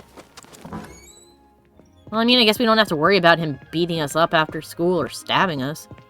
I tried letting go of Polina's hand near the classroom entrance, embarrassed that our classmates might taunt us. But it was as if Polina didn't care at all. She only gripped my palm even harder while opening the door. And she was right. Now that the cunning Katya, the heartless Romka, and the sneering Biasha were gone, our class looked as if it was sanitized from parasites. It became friendlier, kinder. I didn't get looks overflowing with hatred anymore. There was nobody to spit a ball of chewed paper at me through an empty shell of a ball pen. I sat at my lonely desk when Polina joined me. I wasn't surprised at all. She was so charming that I could call her my muse. A wave of inspiration hit me. I couldn't help but pull my sketchbook out of my bag. I licked the pencil lead, my eyes glued to my model. I don't know why people do that. I do lick pencil. Hi! Are you back over here? To not be bad? Good? Oh, do you want to be held? Hold on a second. I'm not mad at you. I'm just worried because you're sick. You throw up and do that. And then I worry that you're ill. Because you, only sort of eat a little bit and then you get sick. Silly, silly kitty. Silly, silly kitty. Interrupting all the things. My goodness gracious. Goodness gracious. Gonna cause all kinds of problems. It's like, oh, but mother, I wish to be the center of attention. Well, if you can be a good girl, then I'll give you some wet food when I take a quick break in between, okay? Okay? You be a good baby and I'll give you some wet food. Yeah, slowly every bully or rude adult is gonna go missing, I think, says Doc. Yeah. All the shit kids are gone. The shit adults might be next. And the person doing the kidnapping might not have anything. So here's the interesting part, and the mystery, really, is a couple of things. Firstly, what the fuck is up with the animal kids? Is it drugs? Is it magic? Is there an actual forest lord? Was Santa real? Don't know. Secondly, are they the ones who made the kids disappear? If they are, then how and why? There's also the people that our dad used to work for and or be friends with. It's unclear. Him saying that, or our mother saying that she saw them in town. And our dad being like, oh, that's nonsense. He was not here. He couldn't be here. And her, freaking out and having a little bit of a mental breakdown and a seizure, even, in the kitchen. Sorry if I sound far away. I'm just grabbing her food dish. Because now she's staring at me longingly. All right, I'm getting the food. I'm gonna keep talking to them while I get it, though. You can't be a pest about it. You can't be a big pesty pest. Okay. And yes, I have other food to mix with it, so you don't have to eat the terrible, awful kidney food that's actually good for you. We wouldn't want to do that. We wouldn't want it to only be that. Alright. Let's get you a little bit of peace. So, my wondering is, do the animal kids have anything to do with all the people missing? They might, since it's all kids. But then again, it's not like serial killers don't go after children. Some of them have an MO that is strictly kids.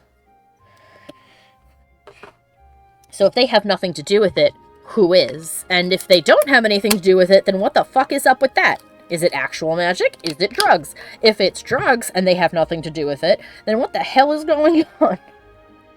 Whom, where, when, why, how, and the fuck, basically. So those are our current questions and our current conundrums. And the only thing that we really know, maybe, is that our little sister saw all this. She came with us last time. So she saw the Santa, maybe not Santa. Yeah, I'm waiting for the other shoe to drop on that. I'm thinking that that's probably not real. But, the question is how much of it is real. If any part of it's real, then what the fuck's up with that? If they're not responsible for the kids going missing, which I doubt, it seems to very strongly be pointing to them, then and they're not actual magic, animal children, then what the fuck is going on? What I'm thinking, excuse me, is I'm thinking that there's maybe a drug-running human trafficking thing going on, where they've got these kids hooked on stuff that's definitely laced with something. It might not even be candy laced with drugs. It might just be drugs. And they've recruited our poor butts into this. So, I mean, that's what I'm thinking. And I'm thinking that the kids aren't dead. I think that they've been abducted and dragged off somewhere to a terrible, horrible fate. She is a needy kitty, and now she's eating. Anyway, don't lick pencils. That's how you get a splinter in your tongue. She smiled at me again. What's on your mind? No worries. A professional at work here. I drafted the shapes of her mesmerizing figure. I've watched you from here often. Also, our main character's emotional state has been flip-flopping back and forth real sharply. There is something really not good going on inside our head.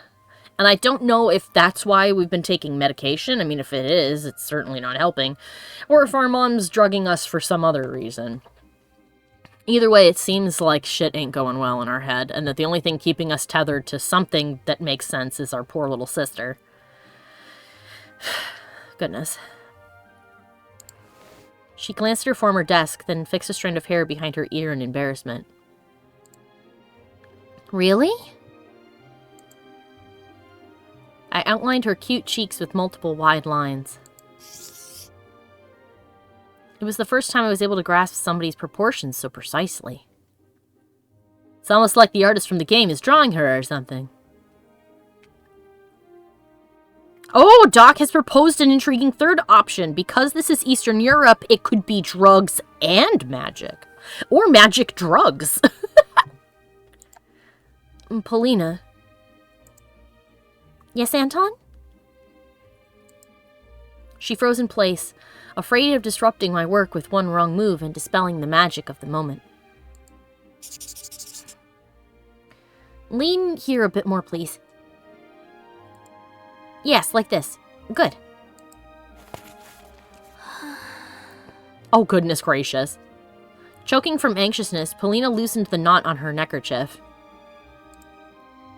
I always wanted to, draw you. Our eyes met.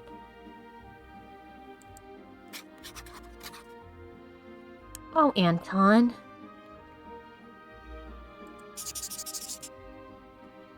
My pencil slid across the paper furiously, adding the shading to her chest. Say, would you like to become the main heroine in my comic? Pleasant shivers ran across her body. She rolled her eyes back, enraptured. What is happening here? I think this might not be real. Yes, yes! I've been waiting for you to ask, darling. What? The lead couldn't endure all of the tension and cracked, bursting into a million tiny pieces. What? I couldn't believe my eyes when I looked at the drawing.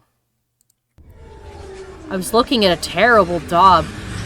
Oh my goodness. The place where Polina's face was just a second ago now rested some sort of formless mass. Oh, this isn't real! Shit's hitting the fan and it's been 2 minutes! Oh my god.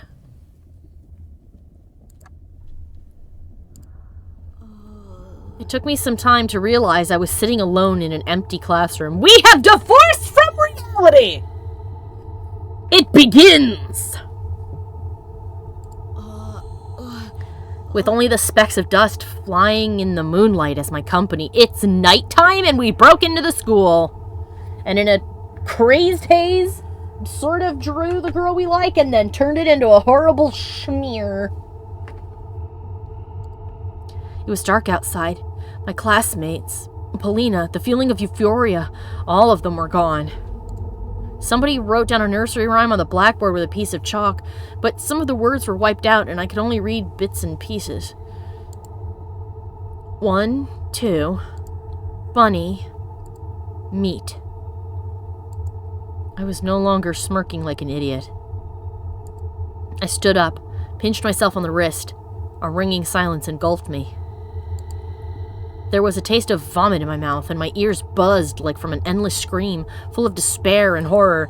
Oh, we definitely were drugged and we're coming down from the drugs. What in the hell is happening? Hey, is there anybody out here? Shadows swarmed in the corridor. Why is everything covered in, like, rot and blood and fucking spider webs, broken lights? That plant's probably dead. Where are we? I walked past boarded-up classrooms, past the rotten spots in the walls, silvery cobwebs. There's so many people missing! And only a few of them are developers. Some of these are just photos of people. Spiders crawled under the ceiling. Are we having, like, some childhood trauma thing and we're actually an adult now? Like, what's going on? Lamps flickered anxiously. I stopped before the notice board, stunned. Look at all the missing people. Hundreds of new photos were added to those of Semyon and Katya. Black and white printouts were glued on top of each other. The horrific collage of childish faces stared at me with empty eye sockets. Unable to endure the torturing stares of those watchful, gaping holes, I ran out of the school. They're everywhere! I crossed the front yard and reached the road where the wind was whipping up powdery snow. What the hell is happening? We are having a nightmare. No people, no cars, no birds. There are still missing people posters painted to everything. The snow is going sideways. So it's not going up, so we're not in the happy dream. It's not falling down, so maybe we're not in reality. Maybe this is the nightmare. Kitty. Eat the food. No being a butt. Low clouds got stuck on chimneys. Windows that looked like they were painted over with ink. That's a good question. Ferb says, do you think we're schizophrenic? That might explain seeing horrible things where there aren't things, and maybe the animal people and Santa. This could all be a big figment of our imagination, that's right. Photos of missing people enveloped lampposts and fences like paper skin. Mostly kids, but some adults, too. It felt like all the people who once lived in this village now became black and white ghosts in the photos with a person missing label. I dragged my feet forward along the dead street. Some houses had their windows smashed. The wind made itself at home there, wandering the rooms. Every gust made the front doors swing. Kids' coats hung from the fences, their sleeves moved, stretched out toward me. An empty village. An empty husk. What happened here? I pinched myself, and nothing happened. My reflection is me. An overthrown waste... Oh, prepare yourself for, like, a jump scare. This is, like, prime jump scare, and I know that those sound effects can get fucking loud. An overthrown waste bin rumbled across the back alley. Something flashed. Yep, there it goes. Inside the window frames of the charred village store. I ran away from its sooty facade. Then I heard a guttural roar coming from the well. What haunted well? I started walking faster, trying not to pay any mind to the darkness inside the front yards, inside the bloodied dog houses, inside the crooked shacks. The moon appeared from under the clouds. Something flew over my head in the draining silence. As if a crop duster flew from one roof to another, a huge shadow loomed over me. Is it our owl girl? Is it Hootie? I rushed to the right, hoping that I wasn't noticed. A small green house in front of me was my shelter. I pushed the gate, crouched, and scampered toward the porch. Oh, there's claw marks on the walls. A lot of claw marks. Yeah, this has to be a dream. This is crazy.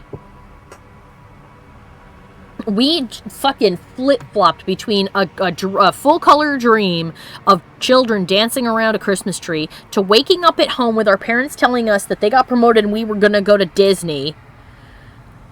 Then we were walking to school and met the girl we have a crush on, started to draw a picture of her, and then woke up in our classroom only to have it be this horrible nightmare realm with nobody in it. So we're having the worst trip. Either because we're drugged or we've lost our minds. Or both. Oh, it was too good to be true. It's also really telling that it's not real because the rest of the game, like reality included, is all in black and white. And the dream, this fugue state is in color.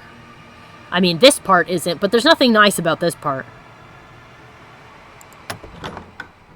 Ah! The door is open. I tugged at the doorknob. The front door was open. Hi! Bye! Okay, bye! The wheelchair went. Oh, thank God, you've let me out. Fuck this shit. A wheelchair rolled out of the darkness, almost hitting me, tumbled down the stairs, clanging with its wheels, and stopped near an apple tree. I followed it with rounded eyes, then turned my gaze inside the house again. The corridor was obscured by the dark, empty frames on the walls, glass shards on the floor. Oh, do you think this might have been Paulina's house?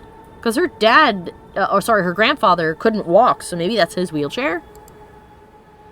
Is there anybody here? Oh, boy. Oh, there's not good things in the house. I heard growling in reply. Oh! There's something big! From around the corner at the end of the corridor, a furry paw appeared, and after it, a scary, bestial face with a pair of burning eyes. Can I see it?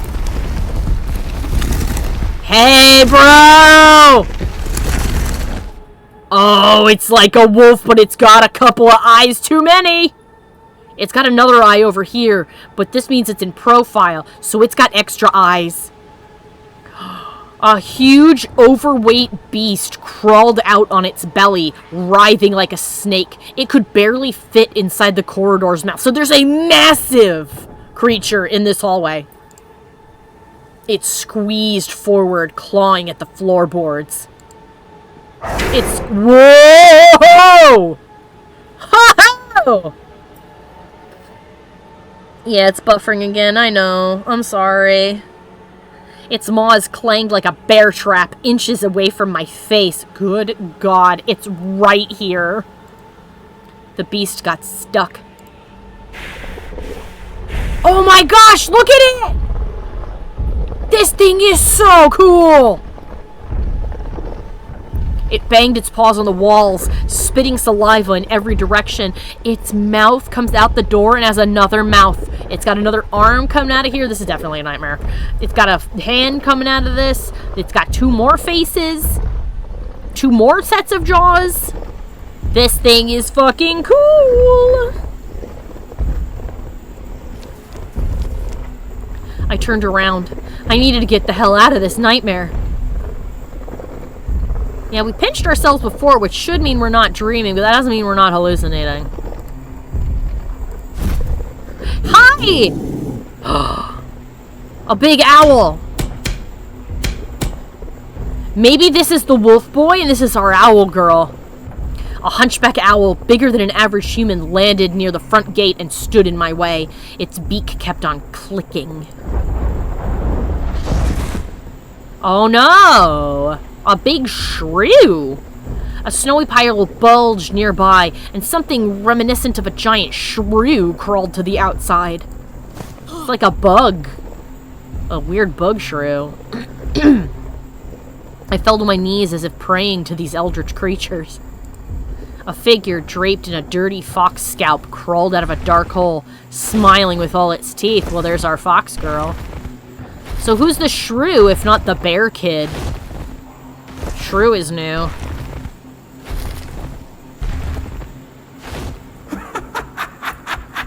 There it is. Its tail dragged after it, just a piece of vertebra laced in torn sinew. We might be a missing kid now if there's magic involved.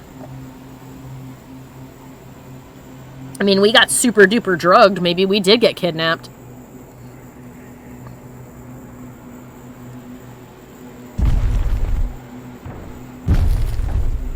Oh my goodness, look at them all. Yeah, that's the bear kid, for sure, because he's got the flat teeth. Bear kid, fox girl, owl girl, wolf boy is stuck inside the house. The creatures' bodies became extremely distorted, and I decided I was going insane. They seemed small to me one moment, as small as a child, only to stretch higher than any of the desolated houses the next. Man-eating creatures towered over me. Something kept on writhing in their stomachs, as if looking for a way out. Look at this fucking thing. The longer they stared at me, the wider their twisted smiles. Their death masks became. It is Alyssa!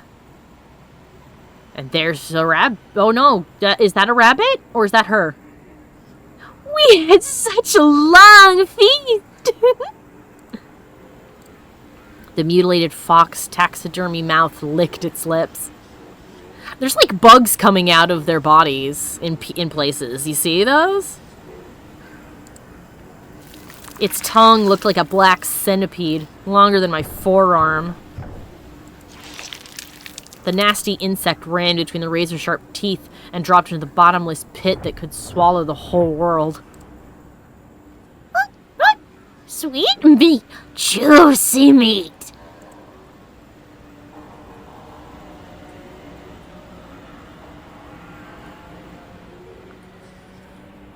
We devour it, and we won't stop.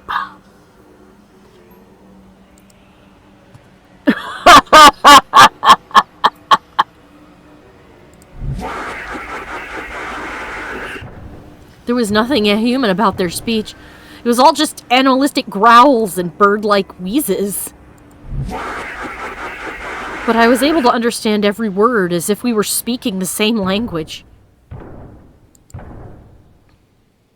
It's a shame you couldn't catch up with us, Bunny. You couldn't bite the moon. Bunny? Oh, me! You stole my food, traitors! You refused to eat your family, remember? But...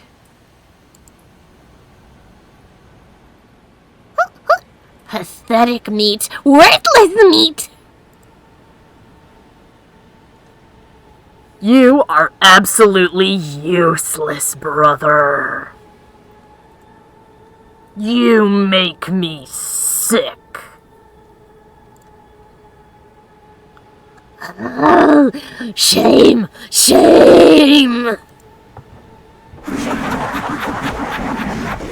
Indescribable horror gripped me when the laughing beasts held their clawed paws toward me.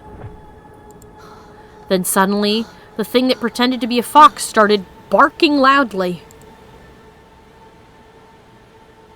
Fools! It's his time to bring the treats. Good for nothing! Let him fulfill his mission! We'll be waiting for some meat from you tomorrow night. Or else! Or else! Or else! Or else! Or else we'll leave your entire family! The monsters formed a circle around me and started dancing. What the fuck? Ooh, this is kind of groovy.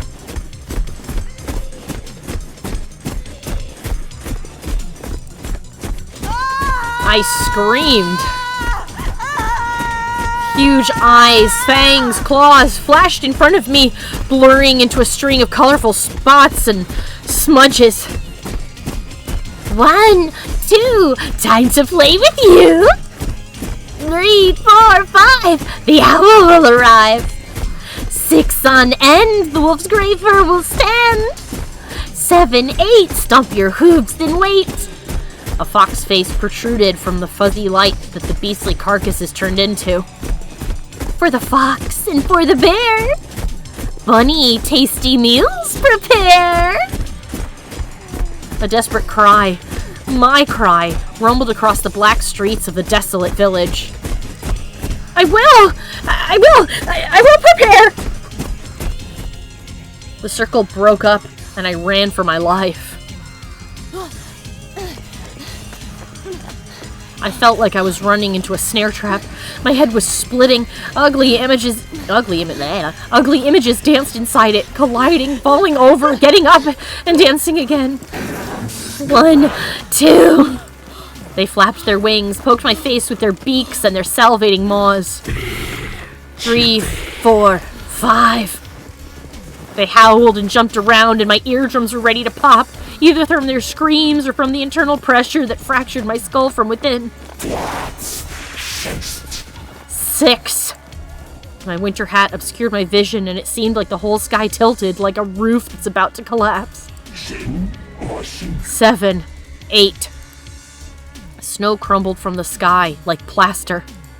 I ran through the empty streets, through the icy world, chased by a pack of beasts. Yet, I couldn't see anybody when I turned around. I shut my eyes and hopped away from the ritual dance that went on inside my flared-up mind. I squeezed my ears with my palms to suppress the noise. I just wanted to stop my head from cracking open. The sunrise found me deep inside the forest. I'm outside. Well, kudos.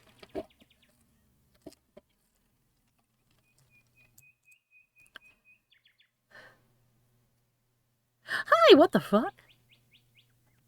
I had a bad fucking time. Normal people. That's the whole end of that? That's the end? What? It's less than an hour. What?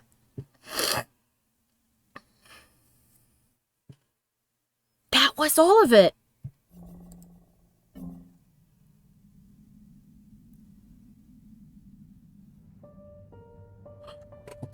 Well, shit fuck okay.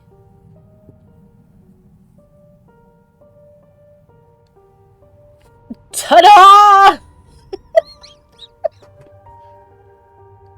And that was chapter 4 of Tiny Bunny. There is a 5th chapter coming, apparently. That's supposed to be the last one. I don't know if it is.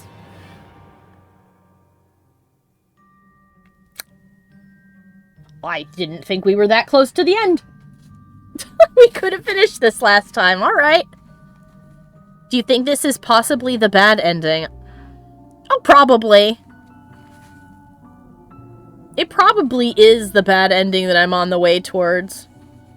There's supposed to be multiple ways that this sequence ends, according to other people. But then again, there's other choices, including one pretty major one early on that we didn't do. Like, Polina. Choosing to go with Polina or with the Fox Girl. And I picked to go with the Fox Girl because even though I'm sure it's the worst possible ending, I really think that the animal kids and all that kind of shit is super fucking cool. So I wanted to see it all. So we're probably ended up in line for the bad ending, I'm sure. I wonder what happened to our sister.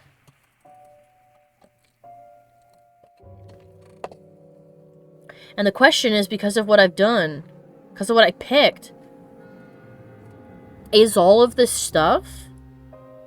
This ending here? Is that just, is this all a dream from this point forward? Have we been, drugged and messed up? Or is the magic actually real and starting? Or are we in a different plane of reality, perhaps? Oh yes, what if it's our brain's way of processing what's happening to us, what's happened to us, yeah. It's not necessarily a hallucination, but something kind of like it. Oh, like we've dissociated so hard we're imagining shit? Yeah, that could be.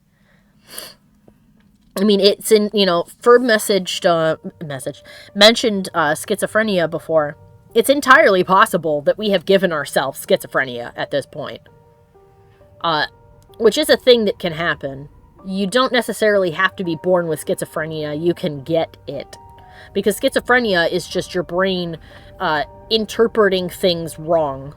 It's got a huge, huge swath of symptoms, which is why it's sometimes very difficult to diagnose. Because it's not necessarily hearing things or seeing things when there aren't things.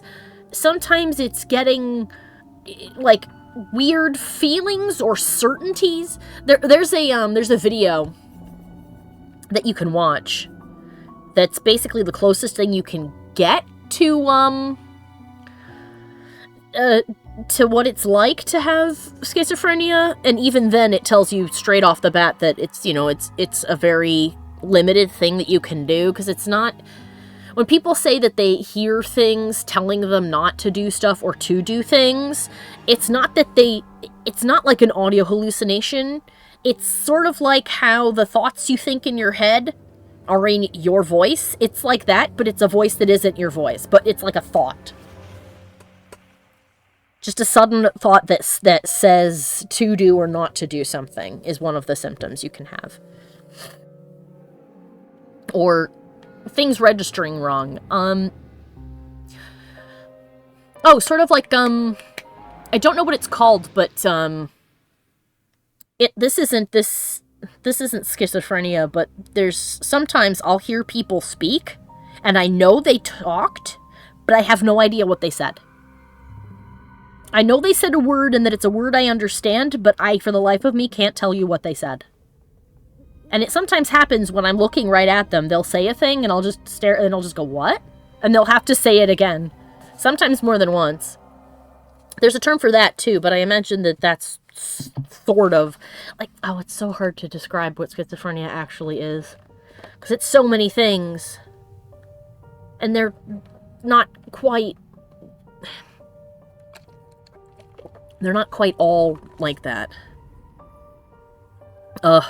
Anyway, now that I've babbled, we waited so long, we can continue to be patient. Yeah, I know. It's actually probably literally been years, and I'm sorry. See, the one good thing about the streaming is it means I have to play them. I can't not play them. I can't be like, oh shoot, I don't have time today. I guess not. Nope, the time's been set aside. But anyway. As always, I want to thank everybody for coming. I've seen new peeps, and that's always lovely. And lots of returning peeps, and that's always lovely too. We hit 1,000 subscribers over on YouTube too, which is also awesome. High five to everybody. We did it!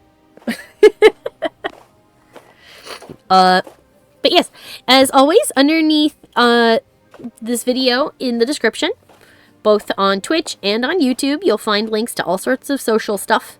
Including my coffee if you want to leave a tip. I've had people ask before.